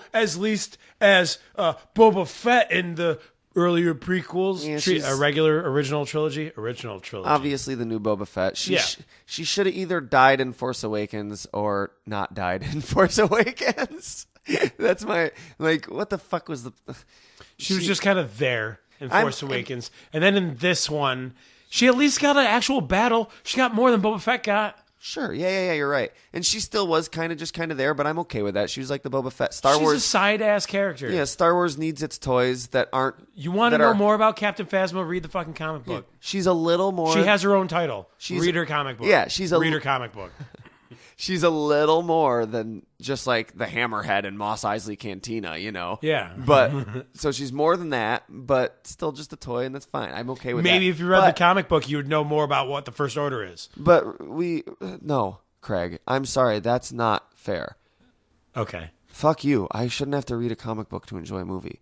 I'm not saying I don't want to read the comic book, but fuck you. Like you should still put enough in for me to not walk out of this movie feeling cheated out of information. Like I didn't feel cheated out of information. No. Next week we're talking about the Jurassic Park comics. Guess what? You don't have to read them to enjoy any of the Jurassic Park movies. Like I'm sorry, but that. Well, I don't read Captain Phasma. I wasn't arguing with you. Oh, I was okay. saying. If you want to know more about Captain Phasma, but you said the first. You said the I was First making Order. a goddamn joke, and you took it way too far. And you seriously straight up said, fuck you, Craig. Well, I didn't mean fuck you. I just meant fuck that argument. I just meant fuck what you stand for. Okay. No, I'm okay. Yeah, read the comic if you want to know more about Captain Phasma. Agreed. Read the comic, but not First Order. I guess I can't think of anything of how you would know from the movies what more so the First Order is. It feels like they're just the leftover of the Empire. They as far as Phasma, they shouldn't have made it seem like she died in Force Awakens unless it was dumb. There's just no unless. Just so you thought that maybe we should throw her in the garbage chute, and then we don't see her again, and then the ship blows up, and it's like, sure, she's badass enough that she escaped it, but like whatever. I don't. That was her Sarlacc pit. Whatever. She don't know. Escaped it, and Boba Fett's going to be in the next movie. Again, I'm okay with. Oh, and Finn's fucking one-liners, rebel scum, and then what was his other one? That's Chrome rebel Dome scum to you, Chrome Dome. Chrome Dome. All right, dude. Shredhead. Take a few years to write your movie. It took a few years to write The Force Awakens. That's why it was so much better. But again, it sounds like I hate the movie. I don't. I thoroughly enjoyed it. It was enjoyed thoroughly. By all. No, not by all. By some. And, I don't know, little American flags for the others. But we'll see. We'll see where it goes. Oh, and I enjoyed that Rey was trying to redeem Kylo Ren. If we got these are good characters who are standing up for the light side of the Force, maybe one of these motherfuckers should be like, instead of killing this person, we should redeem them. But that is what Luke did. He was like, I can't kill my father. Yeah, pretty much. And Obi-Wan's like, you haven't met your father. He was an insufferable prick. Did you not see him do a pod race while yelling, whippy? No, I didn't. That's what you just said, Obi-Wan. I never met him. Well, he said whoopee. I'm old. I'm a Force ghost. Doesn't it suck that you He turn was in love with his babysitter. Doesn't it suck that you turn into a Force ghost and you're an old man forever? Like Obi-Wan clearly has to like brace himself on his knees when he goes and he strains when he's like he like sighs when he goes to sit down next to Luke, and Yoda's limping around on his cane. Wait, no. But Anakin at least gets to be young forever. Yeah, Anakin was old at first, and he's like, I'm young now. Yeah, He I went died young young. again. They're like, how did you do that? How did you do something? I had the high ground for I'm not once. telling you. Padme! They're like, oh, fuck, you're back to that guy again. She died, dude. She died because of reasons. What if Disney released a special edition and they replaced Hayden Christensen in Return of the Jedi With Jake Lloyd. with Jake Jake Lloyd. Lloyd. No, with the Clone Wars Anakin. Oh. So it's because the Clone Wars Anakin's great. It's just the CG Anakin. Just in the whole movie. Saying the same Well, lines not the whole. as Hayden Christensen. No, I'm saying The Force Ghost. Yes, in Return of the Jedi. In Return of the Jedi, George Lucas in the special edition replaced With Hayden Christensen. the original Anakin Ghost with Hayden Christensen in the special edition. So Disney should do a special edition. That would be funny. They should just do it for the lulz. Yeah. They'll make money. Do it for the lulz. And you know what you do? You only make 500 of them, making them super valuable. Well, no, do it. It's when you release them on DVD, but put it in theaters as the special edition and just have fun with it. Make it funny. Yeah, and charge double. People will still go. Put funny shit in the background. have Han Solo actually get shot in the face in the cantina scene. Han did not shoot first. Definitely did not. He's dead. He died a long time ago. But then he comes back like Captain Phasma, and he's like, it's going to be in the extended universe, kid. It'll be like Moskin. He'll be like, but that's a story for another time. Oh, we're getting another Mass Effect trilogy. I don't know Mass Effect, so I don't know how that ties in. It ended in the same way. Story for another time. Yeah, I don't know. Is that our last Jedi podcast? Yeah. Makes sense. It feels very long-winded. Whew. I hope it's not so. It was very long-winded. I don't want to record our ending to this podcast. I think we should just stop because we've been talking for a long time, and I'll record an ending for us later. Okay. All right. Hey, Sounds guys. good. Bye. Bye. Say goodbye. Bye from the Force with love.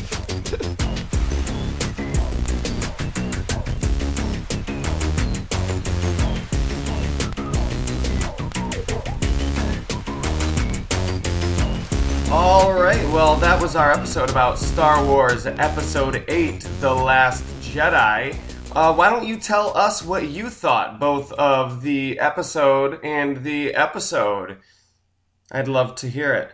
You can hit us up on Facebook at Fairpoint Podcast. The Facebook page is not called Fair Enough Podcast. We say this every episode, so bear with me if you're a regular listener. It's called Fairpoint Podcast because that's our regular show. Fairpoint Podcast is, we put a little more work into the production of each episode. It's on temporary hiatus, but there's over 100 episodes in the backlog for you guys to look up on iTunes, Stitcher, or wherever you find your podcast. Wherever you found Fair Enough, you can find Fairpoint there. The best place to find any of these podcasts is Secret Room Multimedia.com. That's where we have everything from Fairpoint Podcast to Sylph Radio, a Pokemon podcast. 2 brand new episodes have been released of that in the last few weeks. We just recorded this big audio production of my old Pokemon fanfic, so that was a lot of fun. There's sound effects and music and everything. We put a lot of work into it and had a lot of fun making it. And we also just did a new episode with Jolly by Nature, one of the 3 hosts of Blast Burn Radio, another unaffiliated Pokemon podcast. They're awesome. They do live Twitch streams, so go check their stuff out on Blast Burn Radio, and go check out Jolly by Nature on Sylph Radio, a Pokemon podcast. We've actually been doing a lot of guest appearances lately, and it's a lot of fun. Me and Craig both were on the Cartoon Cast recently. They're a cartoon animation podcast where they look back nostalgically upon the cartoons of yesterday. We both sat in on an episode to discuss the short-lived Clerks cartoon series from the early 2000s. And I, Nathan K., recently appeared on an episode of Amusement Sparks, the creative amusement park design podcast, in which we discussed the possibilities for an entirely Nickelodeon-themed amusement park. So think Disney World, but Nick World. It was a lot of fun. Please go check it out. AmusementSparks.com, CartoonCast.com. That's like Cartooncast, but only with one O. These guys put a lot of hard work into their shows just like we do, and I don't think you'll be disappointed with what you find there. On the next episode of Fair Enough, we are, as I said earlier, taking a look at the Jurassic Park comics. Not every Jurassic Park comic ever published, but every Jurassic Park comic ever published in the 90s.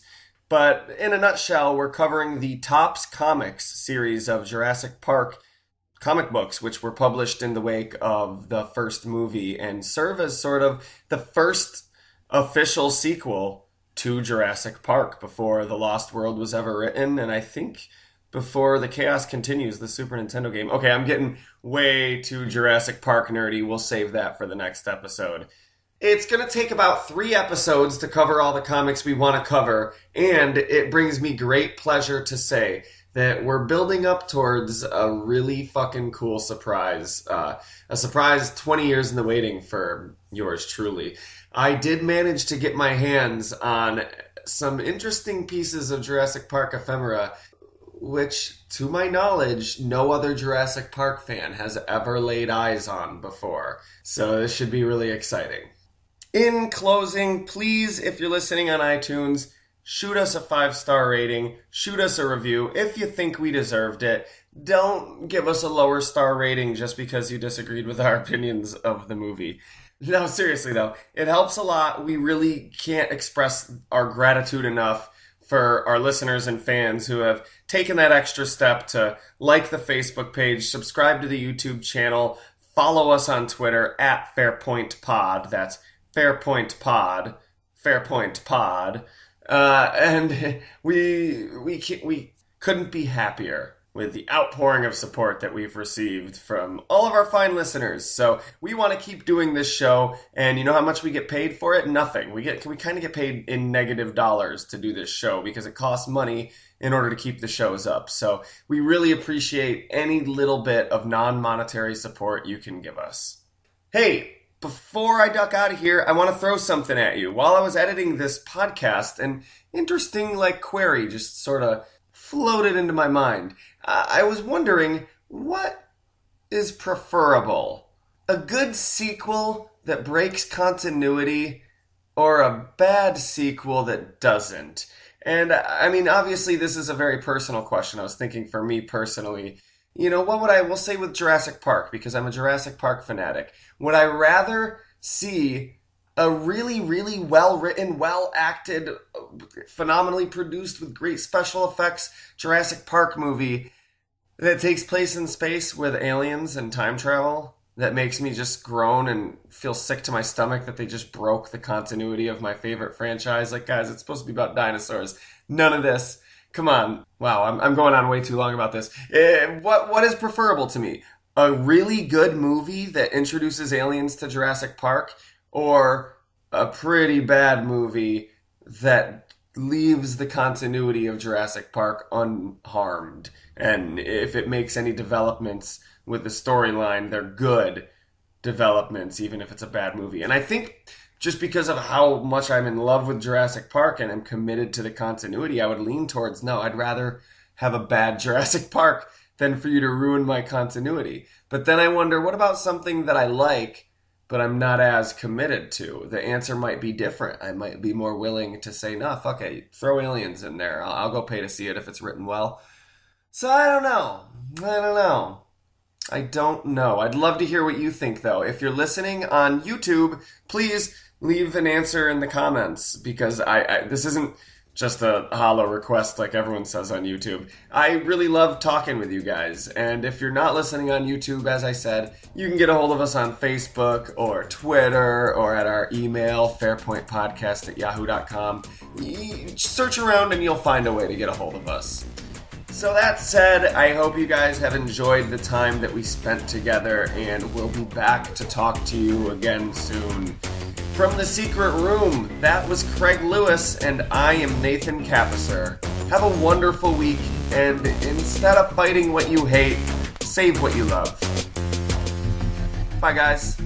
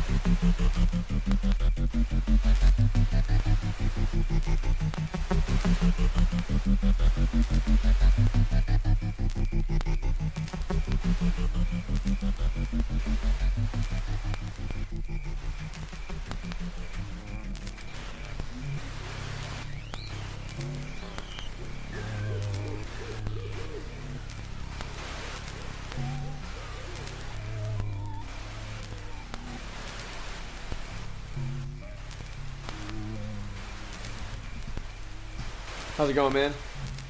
Yo.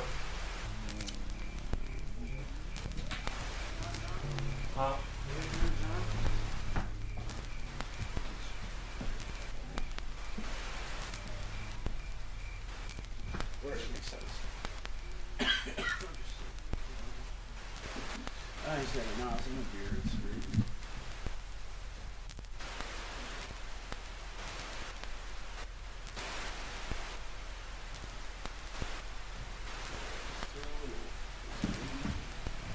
I'll just smoke out in front so I gotta walk in the middle and get coffee.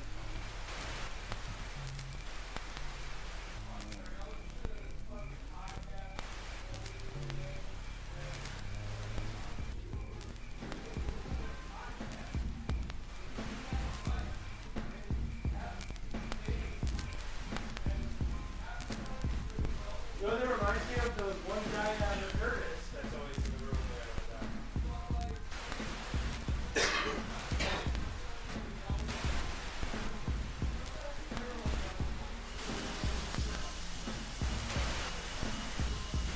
there. Not throughout the whole thing.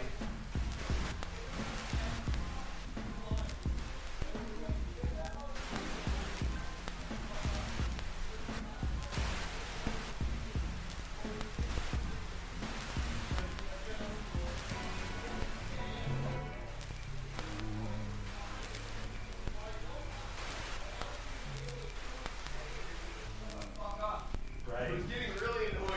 I was like, God damn it.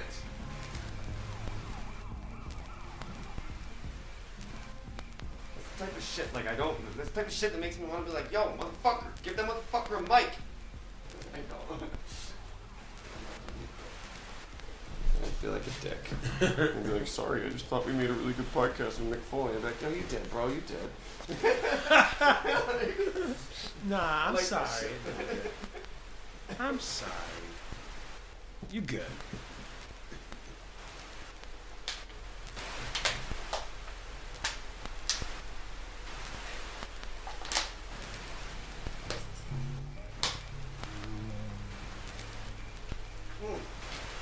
Who, if you just need to come through to go smoke a cigarette or something, that's fine, man. Just be Oh, quiet. he said he You're was good. using the front.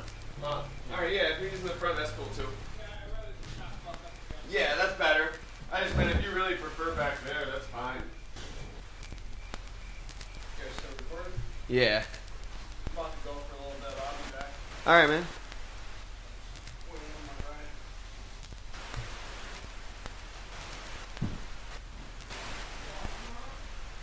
No. I keep thinking I am, but I'm not.